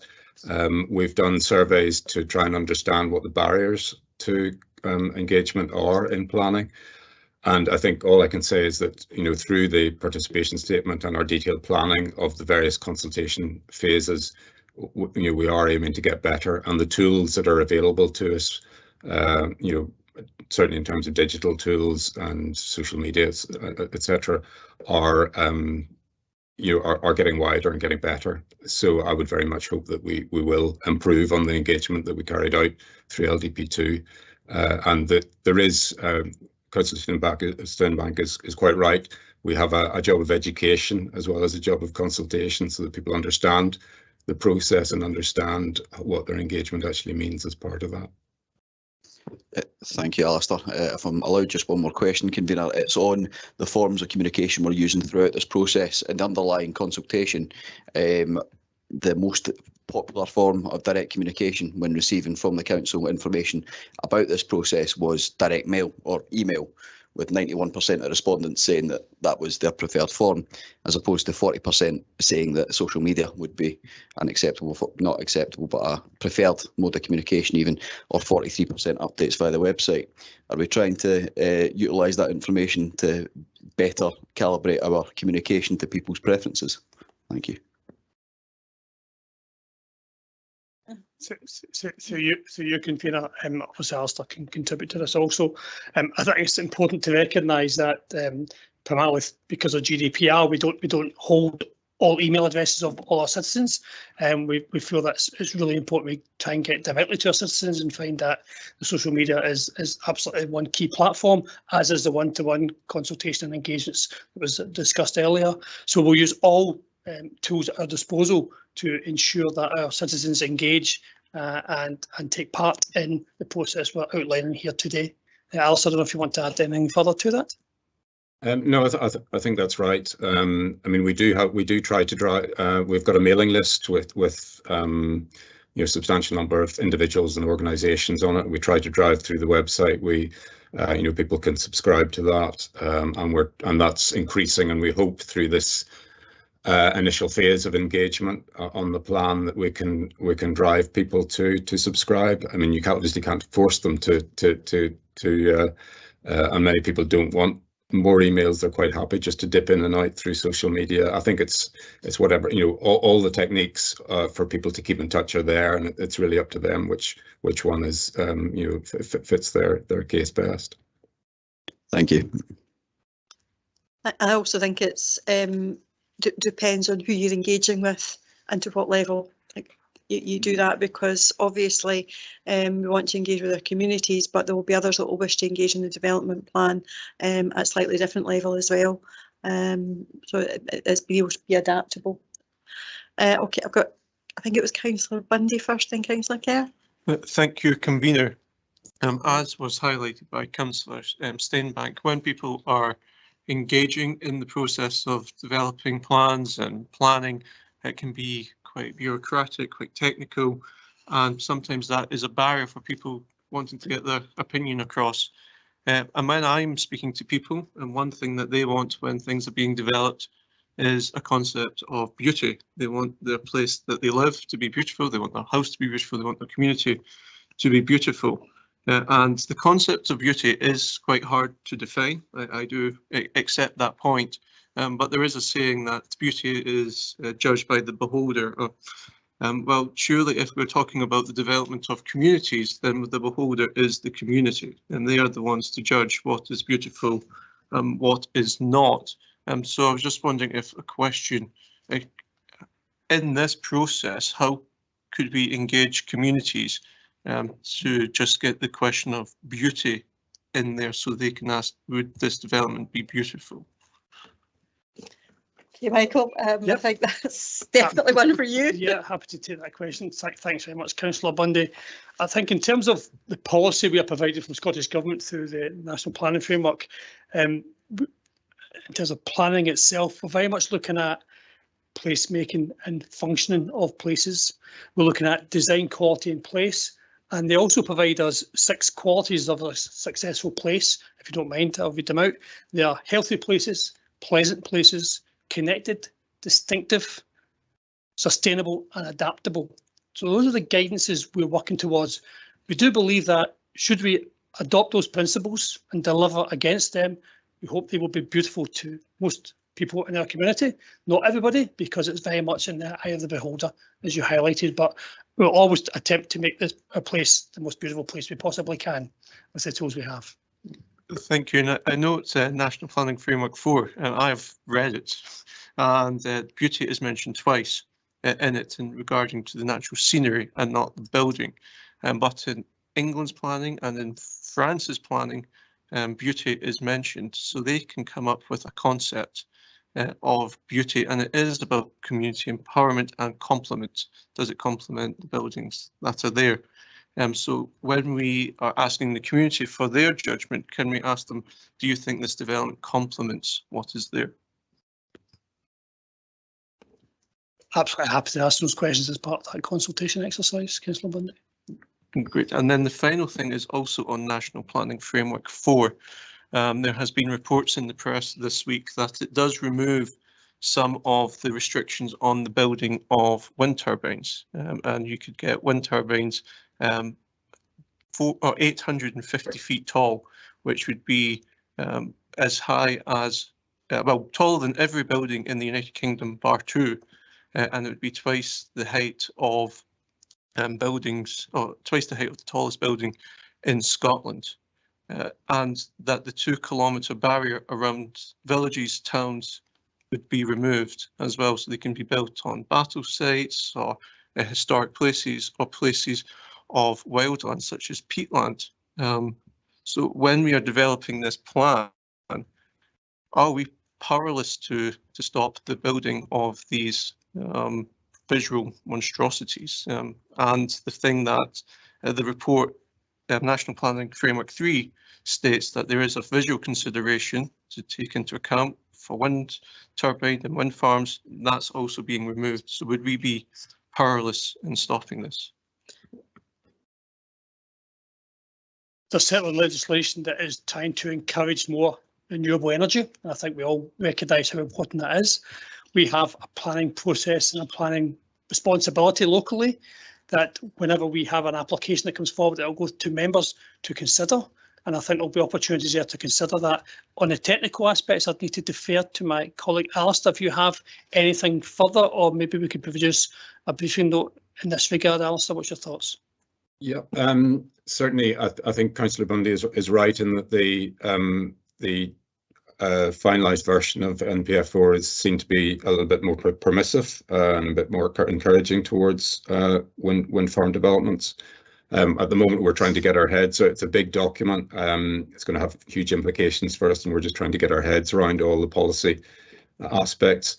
I think in regards to how, I mean, obviously NPF4 is now going to be part of the development plan. It will be a policy, an operative, those policies will be operative policies, development plan policies in our area. So we can't develop policies in the LDP that are flying in the face of those national policies.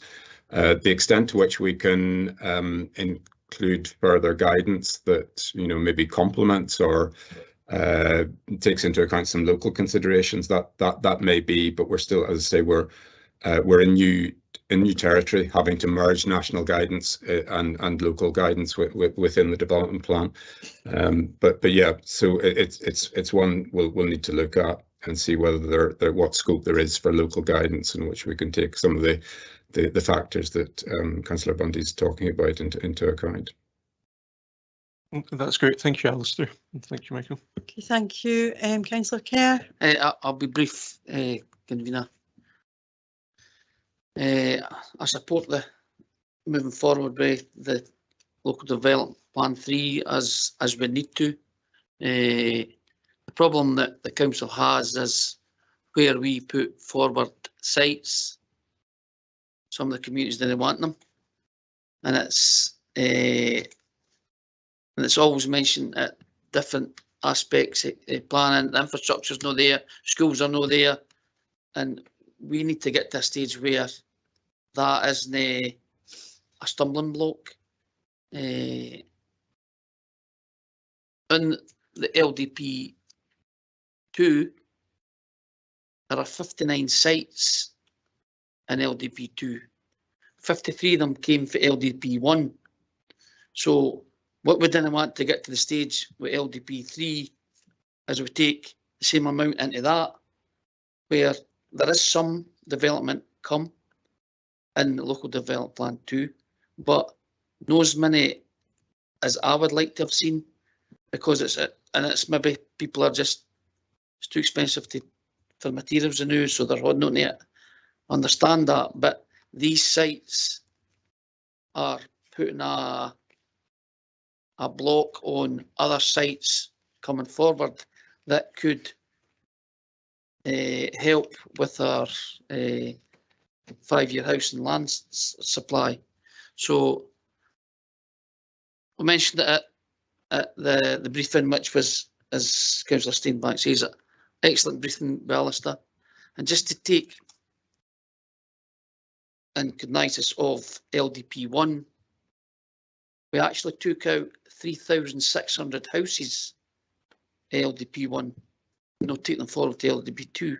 So we were looking at just under 5,000 houses for the LDP1. We took out 3,600 of them.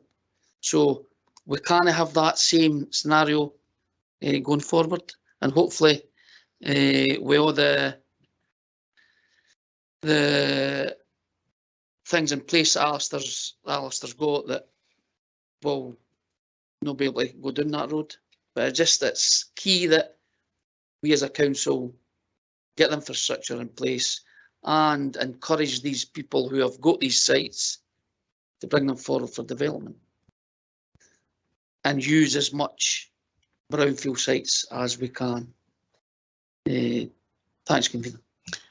Thank you, Councillor Kerr. I think NPF4 will help with some of the issues around creating sustainable communities, because there is much more focus within that about ensuring that new housing has access to facilities and services, and that gives us as a planning authority a bit more by way of oomph to be able to say that until that's sorted out, then we can't look at what it is you're wanting to do. So I think that's helpful, but I think we do need to be a bit bolder about making use of that, and perhaps being a wee bit more demanding of some of the developers as the sites come forward, in order to safeguard access to services. So that's just my tuppence worth in that respect. Councillor Sinclair. Thanks, Chair. Just a couple of questions, if I can. Principally on the back of Councillor Bundy's remarks, I wondered if there'd been any consultation or if there's any understanding from the council's perspective over sites of specific scientific interest in the district, or whether there's any natural scenic areas considered under Nature Scot within the district, and if there are, what would that mean for LDP4 going forward and the protection of these areas? So you can do that. Yeah, triple SI sites and natural sites are very important that we protect them, but maybe hand over to Alistair, who's more familiar with those specific sites and how we will progress the protection of those particular areas. Yeah, thank you. So we have there, in terms of protected sites for nature conservation or landscape, there are national designations. So SSIs are national designations made by Nature Scot. Likewise, national scenic areas are national designations. Those are givens. We have to incorporate those into the plan, and now we have national policies that dictate what happens in those areas. What we do have some flexibility over are local designations. So we've got a whole suite of local nature conservation sites, wildlife sites and sites of importance for nature conservation, and also local landscape areas, which are some of our landscape areas which are not perhaps of national merit, but certainly are of local interest. And so we've got these, and we will be reviewing these through the through LDP3, looking at the qualities of these, whether we need to introduce new ones, whether the quality of some of the old ones isn't sufficient anymore. So those are the ones, those local designations are the ones that we have control over, and we will be reviewing as part of the process. Thank you. Okay, thank you. Okay, if there are no further questions, we're happy to agree the development plan scheme. Agreed. Okay, I'm going to take just a brief 10-minute comfort break, and we'll come back and we'll do the last two final items. So if we can come back for 12 o'clock.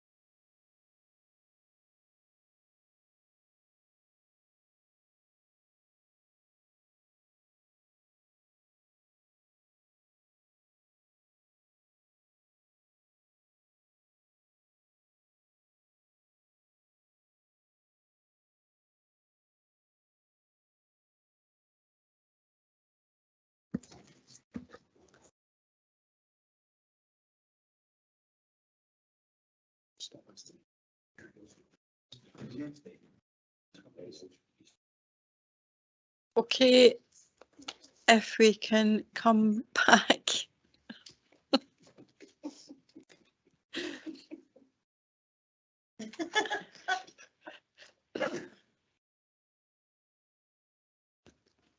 I think that's us back in session now. Okay, thank you everybody for that brief comfort break. We're now on item 9. It's the Employment and Training Youth proposal, and it's with Michael McGuinness to take us through this one. Thank you, convener. Excuse me. The purpose of this report today is to look at a more efficient use of the Employment and Training Unit budget, given a challenging funding landscape we're all addressing today. The recommendation helps to reduce the Council's budget gap and contribute to the 2022-27 Council Plan's strategic enabler of financial sustainability. The recommendation is to reduce the funding provided by the Council for the Employer Recruitment Incentive Programme and reduce the Commission Training and Support Provision Programmes as outlined in the financial section 7.1. The Employment Training Unit supports almost 1,200 people in their community and importantly supports 400 participants who are furthest removed from the labour market. There are 43 members of staff within the ETU, and we believe very strongly that these members of staff contribute significantly to supporting our people into employment.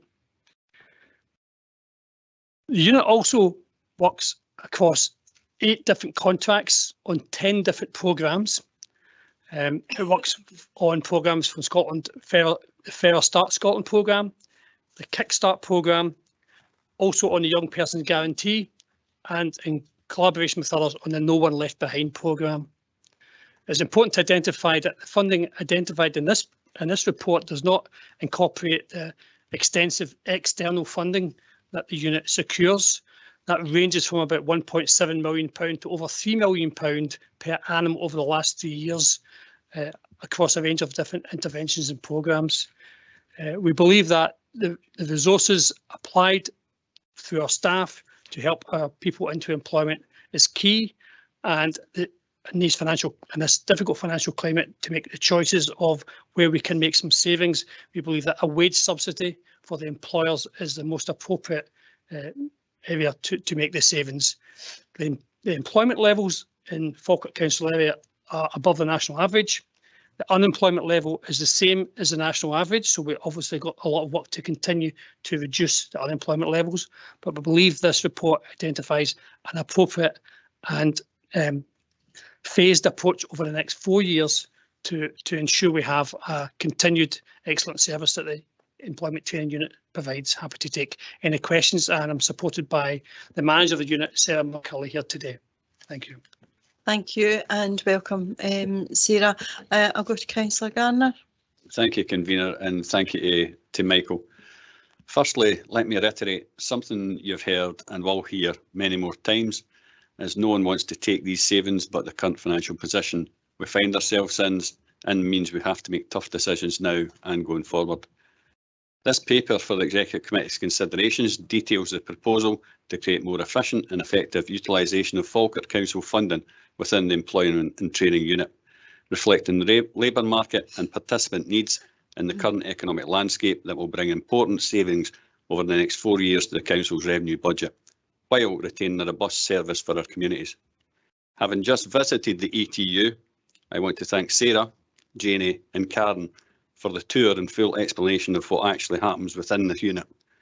For members unaware of or with limited knowledge of the unit, I would encourage them to visit. It certainly gave me a better perspective of what it entails. Whilst on this visit, I heard how appreciated work is by current users, people who have found permanent employment, and from an employer who spoke very highly of the team and the system. The employment, as we have heard, the Employment and Training Unit currently supports in excess of 1,200 local people each year to overcome barriers to employment, working with internal and external partners to maximise shared resources and deliver a variety of programmes and accredited training to priority groups, including young people, long-term unemployed, disabled people and low-income families, helping them progress into employment. The conversations I had made me realise efficiencies will be focused in 3 areas, including restructuring and reducing funding aligned to employer recruitment incentives, focusing the remaining incentives for those with the most significant barriers to employment, utilising new and continuing external funding, for example shared prosperity funds, to commission training and employment support, resulting in less financial reliance in Falkirk Council's core funding. Natural attrition of staff and use of external funding to support time-bound employability programme delivery. Ongoing collaboration with the local employability partnership will ensure local services are planned and implemented through a robust evidence-based process that reduces duplication and maximises quality and value for money, meeting the needs of local people and reflecting actual employers' needs in the market. Frontline officers supporting our community directly continues to be important, and as we continue to explore efficient ways and deliver more with less, the administration believes this balanced approach presented here today for consideration is the best way forward. I would like to thank officers for their hard work and the workers within the ETU in pulling this paper together and move the recommendations. Thank you, Convener. Thank you, Councillor Garner. Councillor Devine. Happy to second the report and reserve the right. Okay, thank you. Okay, I will open it up to questions or comments from members. Councillor Steinbach. Thank you, Convener. I'd like to reiterate the remarks. Thanks to the ETU for bringing this report forward, and it's good to get an update on the effectiveness, especially in briefing sessions as well, on how we are supporting, especially our young people as Children and Young Persons Champion for the Council. I think it's absolutely crucial, especially for many of our young people across the district, to get the support the ETU provides. And on that note, my question is towards the report, the part of the report found in 5.9, which talks about the personal development and wellbeing courses that run monthly to improve participant confidence, self-esteem and interpersonal skills, which is an absolutely crucial part of the work the ETU do, especially considering a lot of those skills, once obtained, allow young people to become more independent in finding employment and managing to sustain a career. Obviously, with the recommendations, this would reduce access to 120 places, but a mitigation is suggested at the bottom from the internal budget reduction coming from the UK Shared Prosperity Fund for the next 2 financial years. How many places do we anticipate at this current time will we be able to mitigate? So you, Convener, could ask Sarah if she could confirm the figures, please. Sarah. Certainly, through you, Convener. The Shared Prosperity Fund states that there will be 60 places aligned to similar provision that it will be able to fund locally. So that's half of the places that we are suggesting would be lost through the Falkirk Council budget saving. However, we're also in discussions with our internal food and safety standards colleagues to utilise spaces on provision that would normally be delivered to staff, to allow our young people and our participants to take up any spaces on internally delivered food and safety provision as well. Thank you for that, Sarah. And if I'm allowed just one more question, it's on the part on risk on 7.5. Obviously, Michael's outlined the economic conditions that may make it easier for us to make efficiencies in certain areas. But I'm just looking at the risk that's provided. It's the second one on. There is a risk in reduction to employment recruitment incentives will exclude some of our supported employers, such as third sector. How are we best calibrating our new levels of support towards the industries that need it more than the ones who are benefiting more from the current employment rates? Thank you. Sarah. Thank you. To you, Convener. The funding allocation is aligned to the needs of the individual participant and not necessarily the individual needs of the business. So it's with regards to the barriers and the needs that an individual requires to progress into employment, to undertake coaching, mentoring and additional support to sustain training and employment experience. And that's how we make our judgments. Now, there are local employers, particularly in the third sector, who are less risk averse when it comes to taking on individuals who have barriers and challenges to employment. However, we continue to work with them and broaden our horizons with third sector and wider employers through our employer engagement team locally. Thank you, convener. Thank you. Okay, I have Councillor Kerr and then Councillor Nimble and Councillor Spears. Councillor Kerr. Thanks. Just a question, convener. See the final destination for our young people leaving school.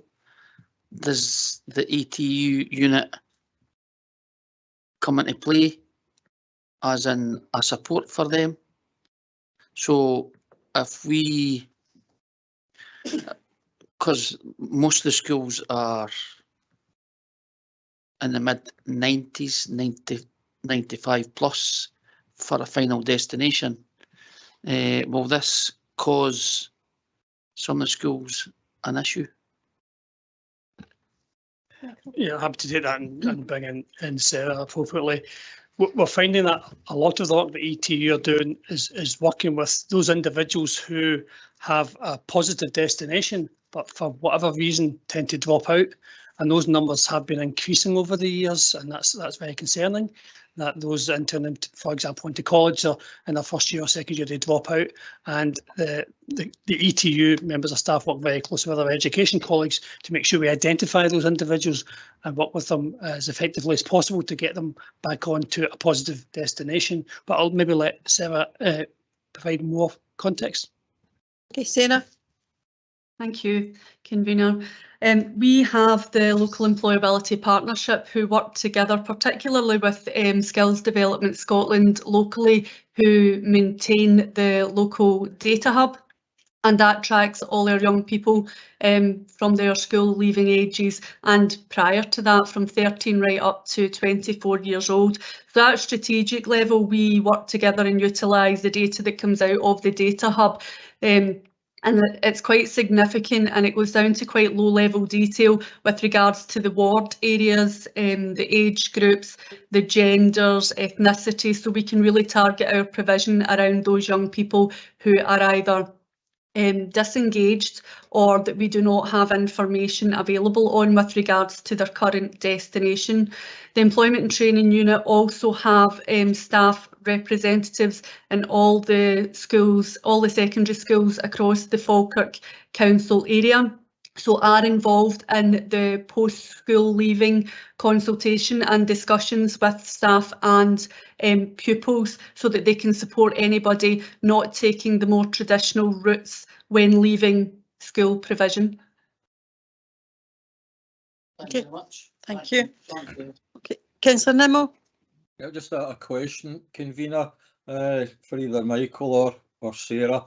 The ETU is obviously a very valuable part of the council, and it's something that we need to keep going and have it as a priority.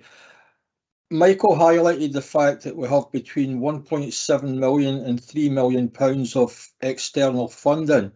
Now, if the council is going to be cutting the direct funding to the unit, what are we doing to encourage even more external funding to try and compensate for this cut? Michael? Yeah, happy to pick up on that.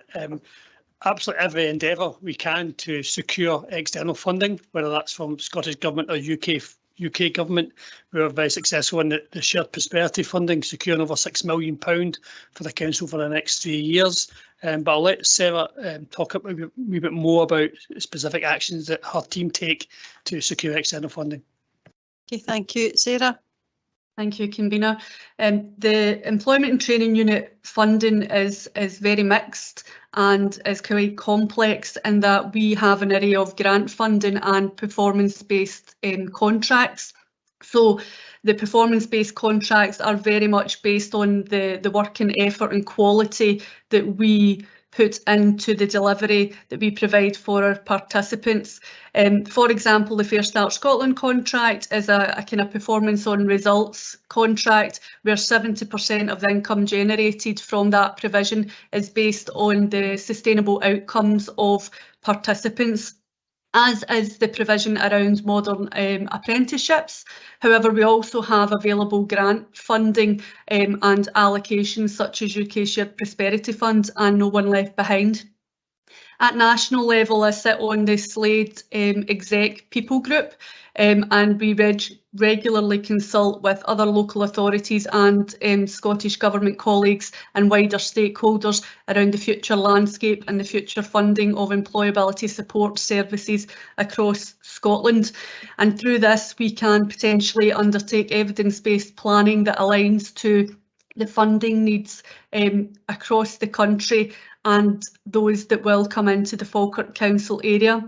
We also work within our local employability partnership to consider what resources can be shared and where we can have partnerships agreements to allow the wider partnership to be involved in the implementation and delivery of provision, such as the DFN Project Search Programme, who works with NHS Forth Valley College, Falkirk Council and Serco to deliver specialist training to young people aged 18 to 24 who have learning disabilities to undertake internships within Forth Valley Royal Hospital. So we take a very diverse and dynamic approach to how we are trying to influence and encourage funding into the local area. Just a quick follow-up, Convener. Sarah, do you see this figure going north of 3 million in the future?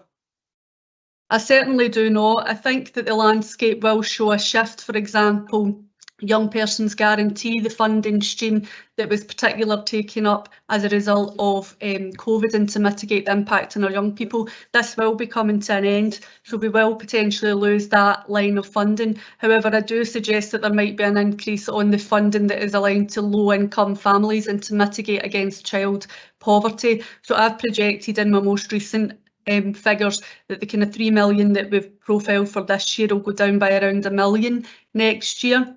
And then we're hoping that it begins to be more consistent thereafter, and we have a better idea of multi-annual funding and seeing what allocations are over a 3-year period from March 2024. Okay, thanks, Sarah. Thanks, Convener. Okay, thank you, Councillor Nimmo. Councillor Spears. Yeah, I think it throws up quite a few anomalies as well.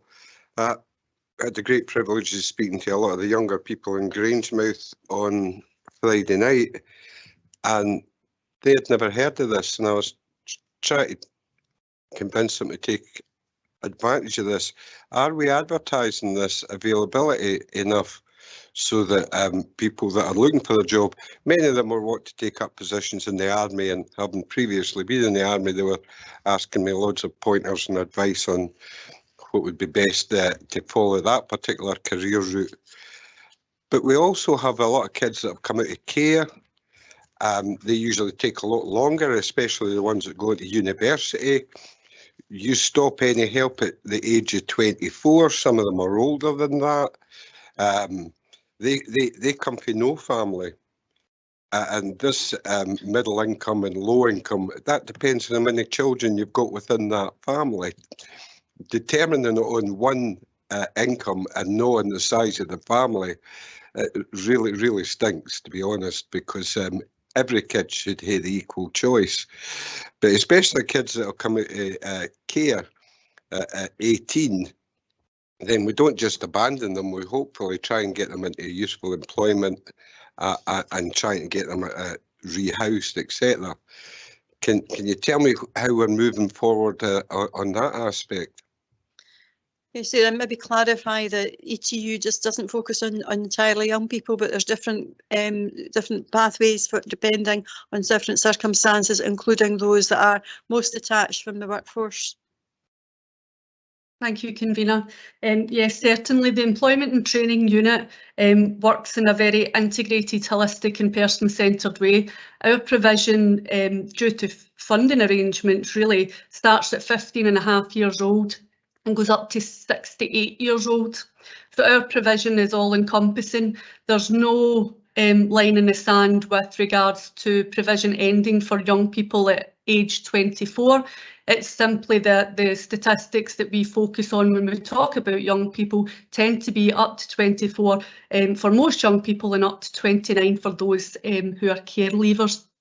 Care leavers are one of our priority groups, and therefore we align a lot of funding towards the care leavers who do engage in our service, and we do have quite a significant number of young people from the Grangemouth area undertaking provision at the moment.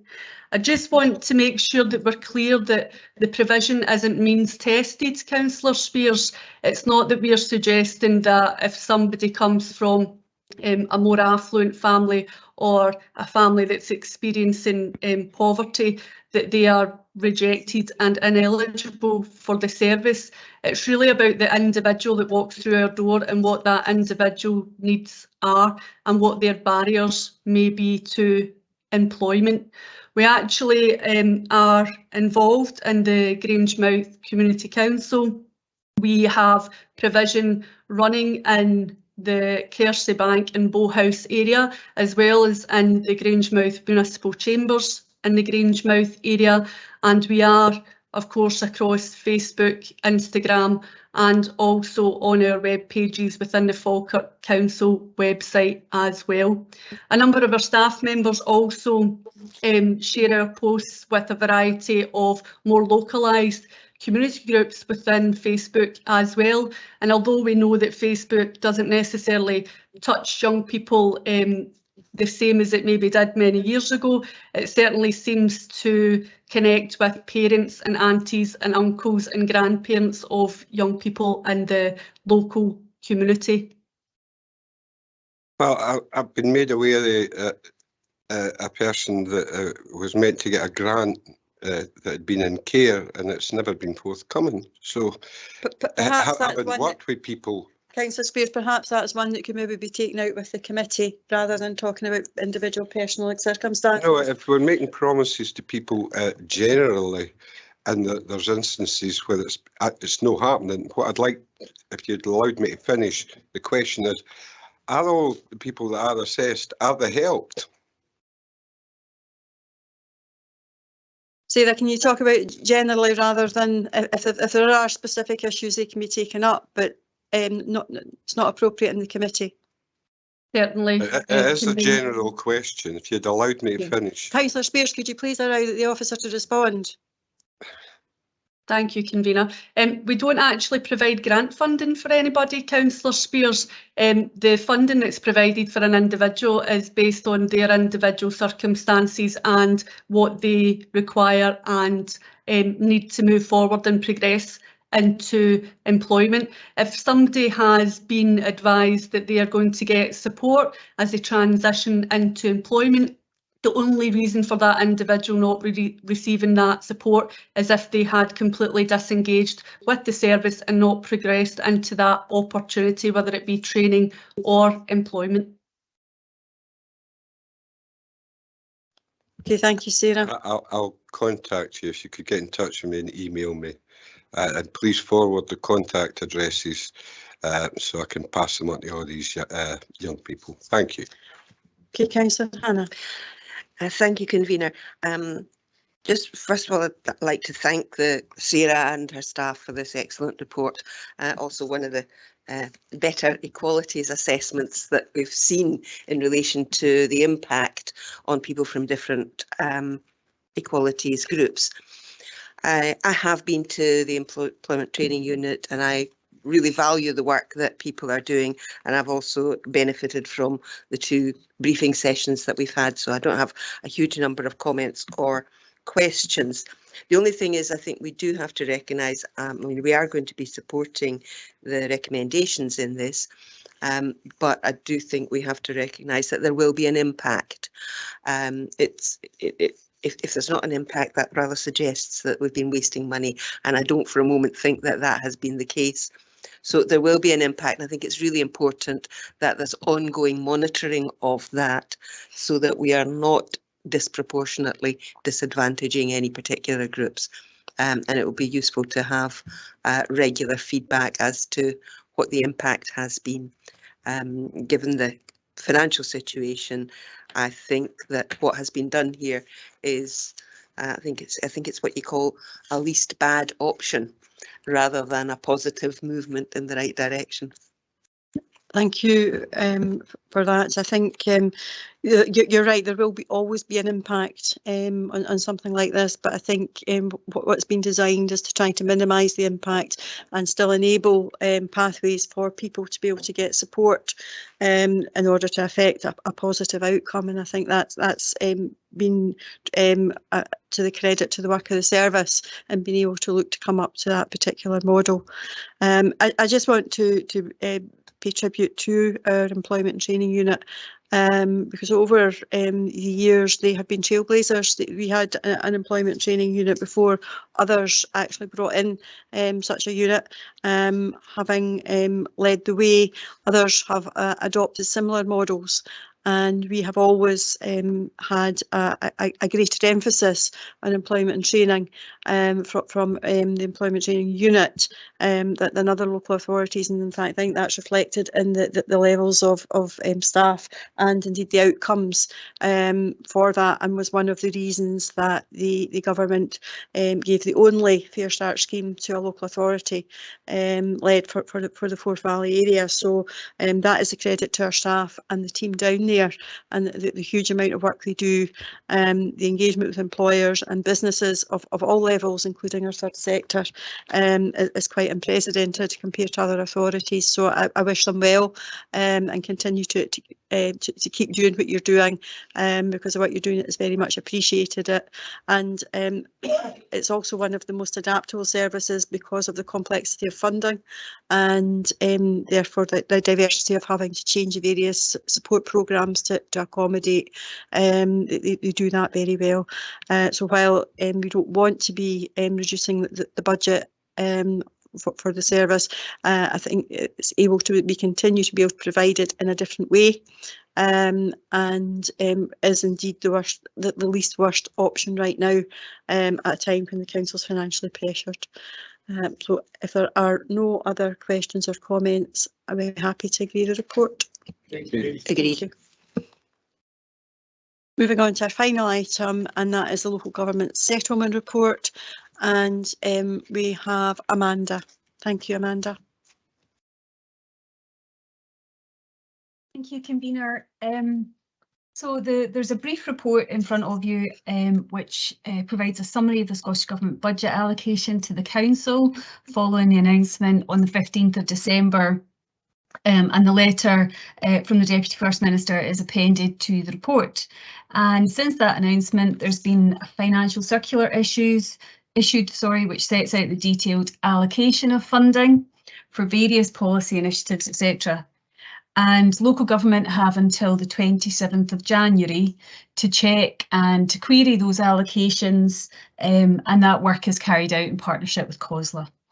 And it's then anticipated that the Scottish Parliament will consider and approve the budget in early February. So the information that's in front of you today is still a work in progress.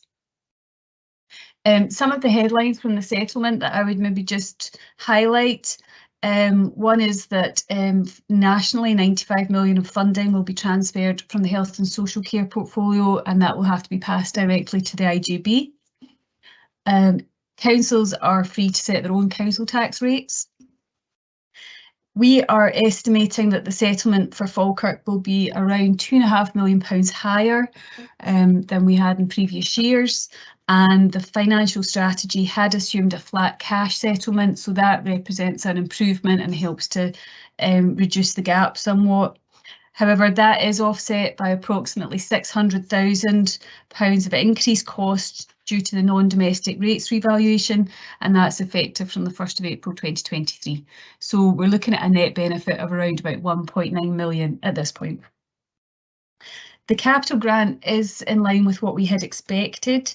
The budget report in March 2022 for capital had noted that more funding had been received than was expected or indeed required for the Grangemouth Flood Protection Scheme at that stage. And the capital settlement has been adjusted to effectively repay some of that overpayment.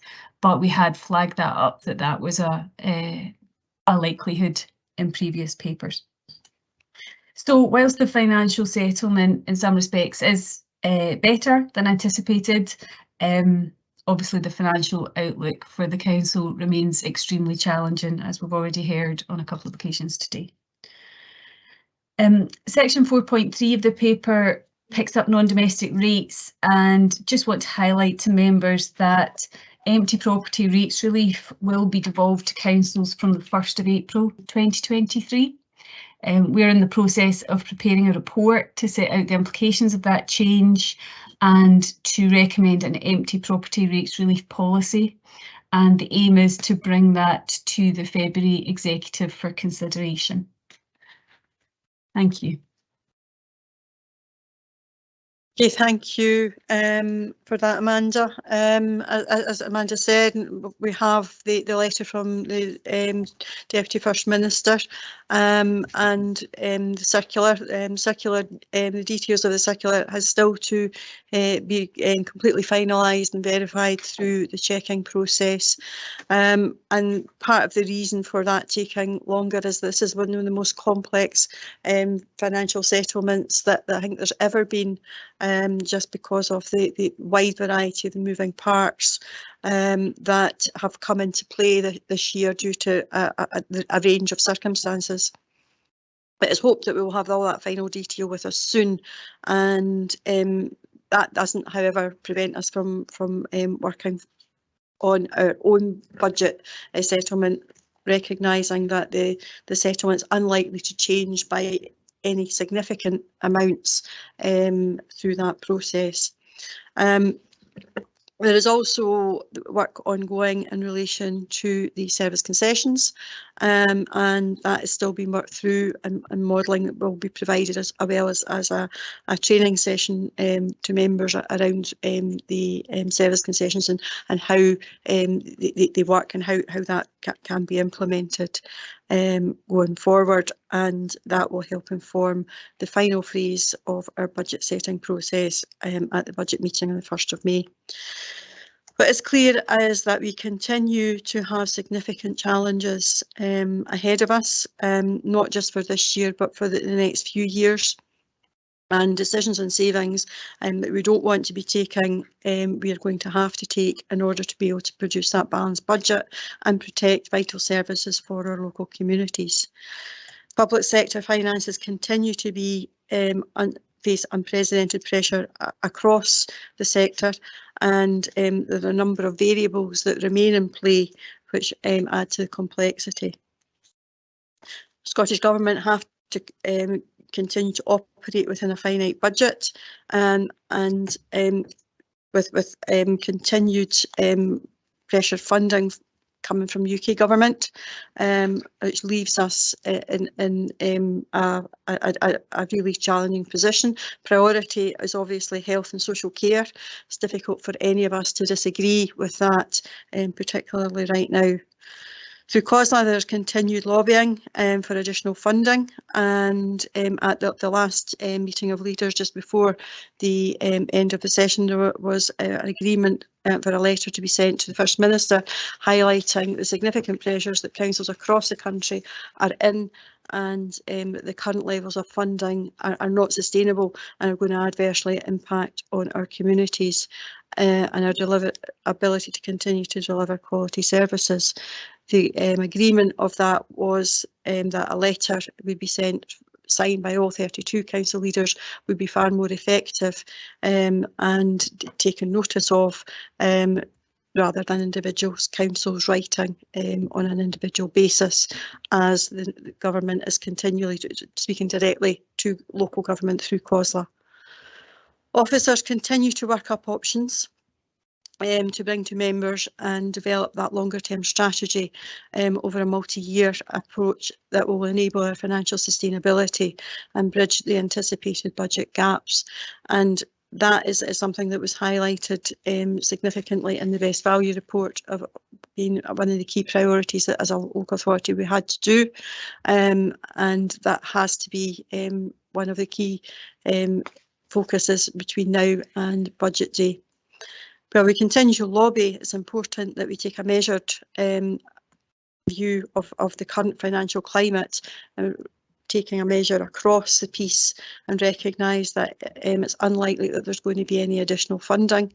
Anything that does come forward is likely to be within the current quantum or be marginal. Therefore, there's the need to continue to develop our budget options to ensure that financial sustainability going forward, and in doing so be able to give some assurance to our communities to what we're going to be able to continue to deliver going forward.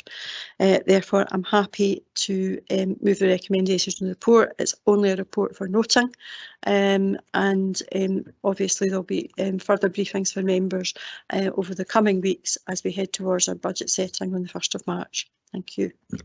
Councillor Garner. Happy to second, convener. Thank you. I will open the debate up. Councillor Hannah. Thank you, convener. We do have an amendment which was circulated earlier. I wonder if that could be, make sure that everyone has a copy of that, please. No.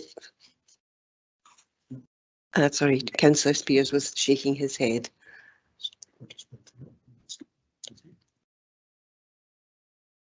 And should I present that now, or? Yes. Yeah, right. Absolutely grateful to Amanda and the other finance officers for the sterling work they're doing at the moment, which is under, as convener has said, very difficult circumstances. So it's very good. Also very grateful for such a clear report on the current situation. I know you have mentioned, convener, that there was previously a letter sent from all 32 council leaders to the First Minister about the financial situation, but I'm also aware that more recently Perth and Carros council leader has taken it upon themselves to put forward a further letter. And I think since we now actually know what the settlement is, it does seem to be now would be a good time to be saying just how difficult this situation is going to be for individual councils, which it undoubtedly is. As Amanda has very clearly highlighted, the additional funds that the Falkirk Council is going to get for the coming year, in the end, is only 1.9 million, and not the 2.5 million or the other amounts that have been mentioned. It's been put forward as how many millions and billions that's being put out, but actually the additional funding for us is going to be pretty limited. And that in that situation, where we have 1.9 million coming in and a £33 million deficit, £33 million budget gap to meet, it's not a happy place to be. I think we all are well aware of that. Earlier on today, we talked about the King's coronation and the fact that the UK government and the Scottish government have agreed to an additional bank holiday for those two things, but have not provided funding for it. And this is symptomatic of what continues to happen to local government, additional responsibilities without additional funds coming with it. So it seems to me that it would be useful now if the convener could write, I would be happy to go along with her to write it and do it jointly, to say, in the light of this settlement, can we possibly have another look at the funding available and look at whether there is additional funding that could be available for local government? I'll very briefly respond to that. The letter for all 32 local authorities went on Friday. It did go on Friday, I can assure you of that, and it was agreed cross-party. Therefore, I think it would be a bit disingenuous to that discussion to then do something different, I am happy to send a letter to, and I'm happy to write a letter in that respect to the First Minister. But it was agreed across party the approach that all local authorities would be taking, and everybody was signed up to that. But as I say, the letter that only went on Friday, as there was considerable discussion across party about the content of that letter, and I wouldn't like to compromise that in the discussions with COSLA. My apologies, I thought you were speaking about a previous letter that had been sent previously. Would it be possible for that letter then to be circulated to all Yeah. councillors? Because it would be useful if all councillors were aware of the content of that letter, and perhaps we might be happy to support it. As I say, it was a proposal that was brought through by the Labour group in the first place, which we supported. Content of the letter has been discussed across party at length, I will also add, in order to get to a consensus that everybody was happy with. Happy to share that with you. It is COSLA's letter, so I will have to go back and ask them. They're happy that that's shared widely, as everybody will understand. But because there has been a number of leaked reports from COSLA over the years. So I just have to be able to make sure that that's and perhaps they might actually do that on my behalf. Okay, thank you. Councillor Garner. Given this information, has the amendment been withdrawn?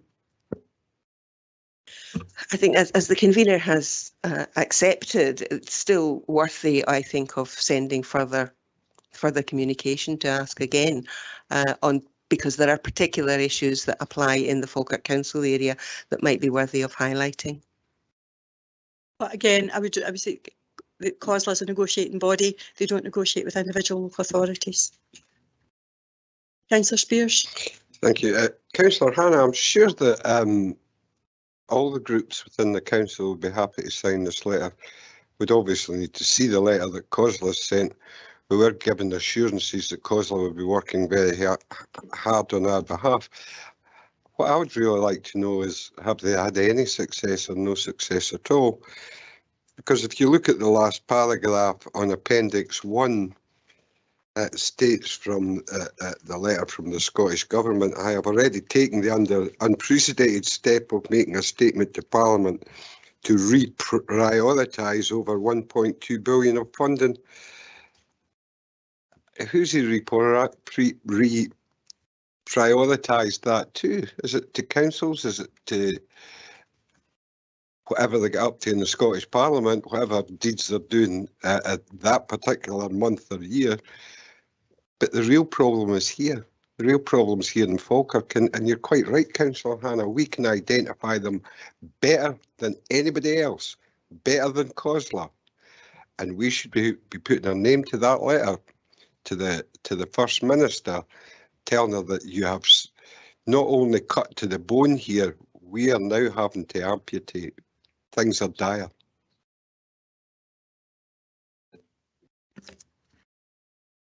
Okay, Councillor Steinbach. Happy to second the amendment proposed by Councillor Hannah. Okay. Councillor Sinclair. Could I just kind of make the comment that there's only one national government with the levers to fundamentally change the way public services are funded, and I wonder if it would be worth then writing to both First Minister and the UK Prime Minister in that sense to highlight those issues. I'm happy that a letter would go to both. We're probably going to be very, very similar in that respect. But it depends on whether or not that would then be content with the letter that's gone through COSLA, or whether a further letter would go to UK Government. But that's not an issue as far as I'm concerned. Happy to accept that we should also write to the UK Government. The funds come in from both, but the UK Government has been funding the Scottish Government to a greater extent than the Scottish Government has been for local authorities than the Scottish Government has been passing on, as the figures clearly show. But I absolutely agree that, and again, it's highlighted in terms of the the King's coronation issue. It's both Scottish Government and UK Government that have decided we're having that bank holiday. So no reason why both should not be equally asked to support it financially. Councillor Kerr. Thanks, convener. As you know, if I've been an elected member, I'm not bothered who we write to. If we write to everybody in the world, if it gets us more money for Falkirk, I'm quite happy to support it. It's us that needs to make these hard decisions. No them at Westminster, them in Holyrood for Falkirk area. So if you're quite happy to send that letter to both governments, we're quite happy to support that. Certainly the letter that's gone to the First Minister is specific to the First Minister. It would need to be amended to go to UK Government to make it relevant. So, yeah. Thank you, convener. It's just a couple of points of clarification which I think might help us actually going forward. A question to Amanda and then potentially a question to Colin just to clarify on where we are at with the amendment, if that's okay. So obviously this is coming in the context after the Scottish budget. So my question to Amanda is, there was a letter issued by all 32 council directors of finance prior to the Scottish budget referring to over 1 billion of pressures on local government, which, and this is quoting the letter, bluntly set out, showing how this will directly lead to cuts in various sectors such as less money for school food, classroom support, family support, youth work and economic development, libraries and other key services that are critical to support the most vulnerable. That's me quoting the letter as reported in the press. Did this pressure referred to in the letter include the committed funding by the Scottish Government that would fund about halfway, which is the 550 million, or general spending requirements, which were quoted in the report as 71 million? And based, I'm not sure whether this is stemming from the COSLA letter referred to, or just a COSLA press statement, but yesterday Councillor Katie Hagman, an SNP councillor in COSLA resource spokesman, has stated that that figure is more like 38 million that can go towards pressures such as inflation, pay and service demand. Which figure is the outcome of what the Directors of Finance asked for, which is the more accurate figure? Thank you.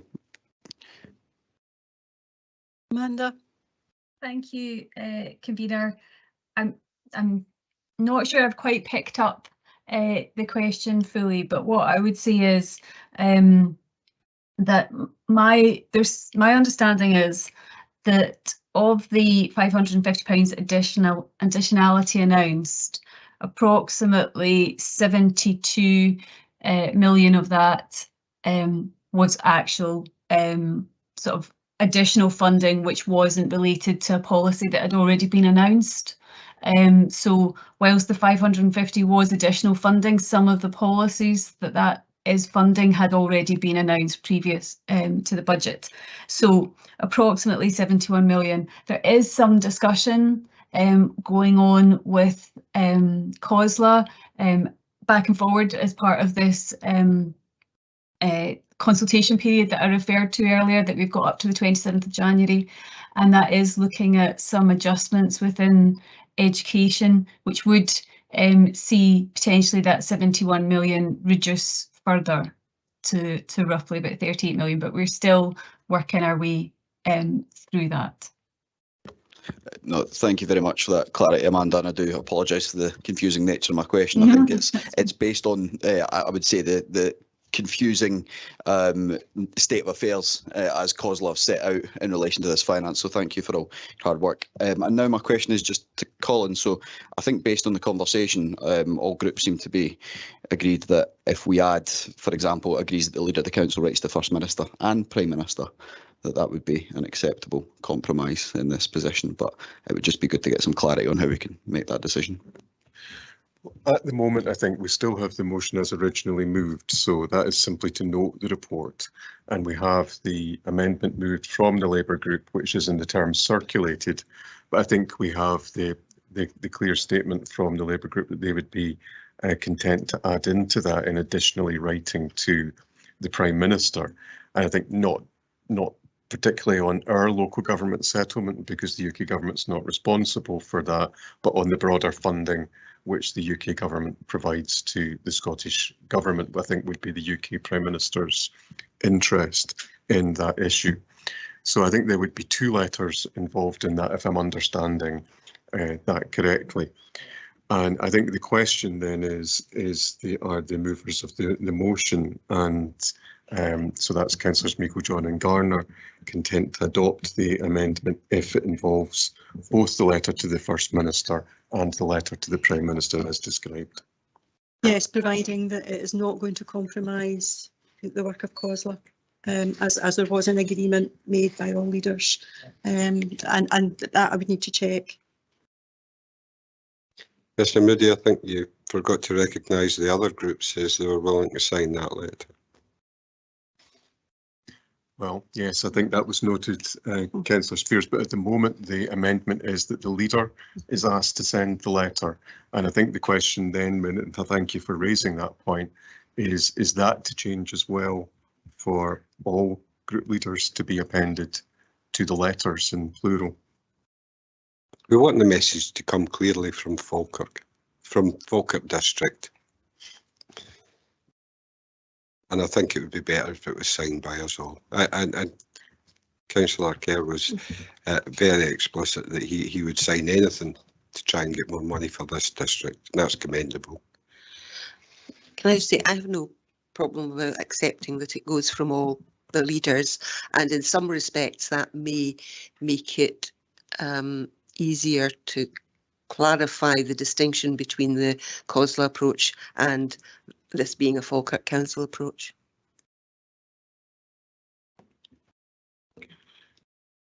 Acceptable. Councillor Bowes. Convener, I'm just going to reiterate a wee bit of what you said there just now. What my only concern is that obviously COSLA have, as you said have taken a lot of time, cross-party consultation between each other to come up with an approach to hopefully get more finance for all councils. I think that letter has to be studied, and anything that we do, I think you probably have to check that we don't undermine what COSLA are doing. The COSLA are the ones that are actually negotiating with them. I have no problem with writing a letter. Don't undermine the work that COSLA are doing at the moment with the Scottish Government, and then that's 31 other councils. We're just saying, sorry, I know we're part of this, but we're just going to write our own anyway, and undermine what you're doing. I don't think that's really the right approach. I don't have a problem with writing a letter as we go on, but since it only went in, what, 5 days ago, 4 or 5 days ago, only went in, at least give that a chance to see if it happens. There might be nothing comes of that, and yeah, I would write to the Welsh Government if I thought I'd get more money out of it, and I agree, particularly what James has said, is writing to both Scottish and Westminster. I think that's good, but please let what's only happened on Friday. Let's see how that feeds out a bit. You'll obviously get to see all the letter that's put out, and you'd have to make sure you're not clashing with that negotiation. Indeed, as I say, the government negotiates with COSLA, not individual councils, but we would need to ensure that we weren't undermining the messages from COSLA and creating mixed messages there. But there is nothing to stop Falkirk Council writing. The letter that went did ask for a meeting with the First Minister, and while we've not had an outcome of that yet, it is anticipated that that is likely to happen because of the strength of that, and that would allow each of the leaders to be able to make their point directly, which I think is probably helpful to do that. But as I say, it's up to Falkirk Council. If people wish to mandate me to write, I'm happy to write, but I would happily write to both governments and their particular roles in funding local government. Councillor Hannah. Can I just suggest that the point's easily resolved by beginning the letter by this council supports the COSLA approach to the Scottish Government and supports the points that have been raised there, and then brings in the Falkirk Council specifics. Councillor Garner. I Thank wasn't you. sure who I was just first. think I need to confirm that I'm okay with it as a seconder. Yes. And I'm happy. If you're happy, right, both letters, that's fine by me. Councillor Dunn. It's just a question of clarity for Colin. So the letter would be signed by the 3 group leaders, and that would be representative of the opinion of 26 of the 30 councillors. And what would happen with the 4 independents? This is where we get into, that's why often it is better to mandate an individual rather than, but we are who we are. I think I understood the sense. I think I understood the sense of what the executive was saying, that Councillor Spears would be one of the signatories on behalf of the non-aligned independents group. That takes us to 28 out of 30. The other 2 aren't part of any group. So there are 2 approaches to that. One is the leader says it could simply be the leader on behalf of all the members of the council, or the group leaders on behalf of everyone who are members of groups.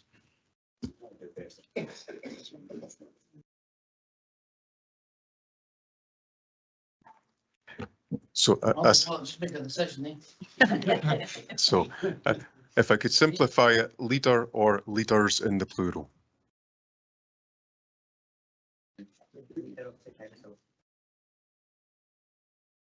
I don't have a problem sticking with the original amendment, and perhaps others of us can write our own letters. Okay. Based on that and the incorporation of the amendment, are we happy to give the report? Okay, thank you. That now brings us to the end of the executive. I thank everybody for their attendance and their contributions today, and I hope you have a good afternoon. Thank you.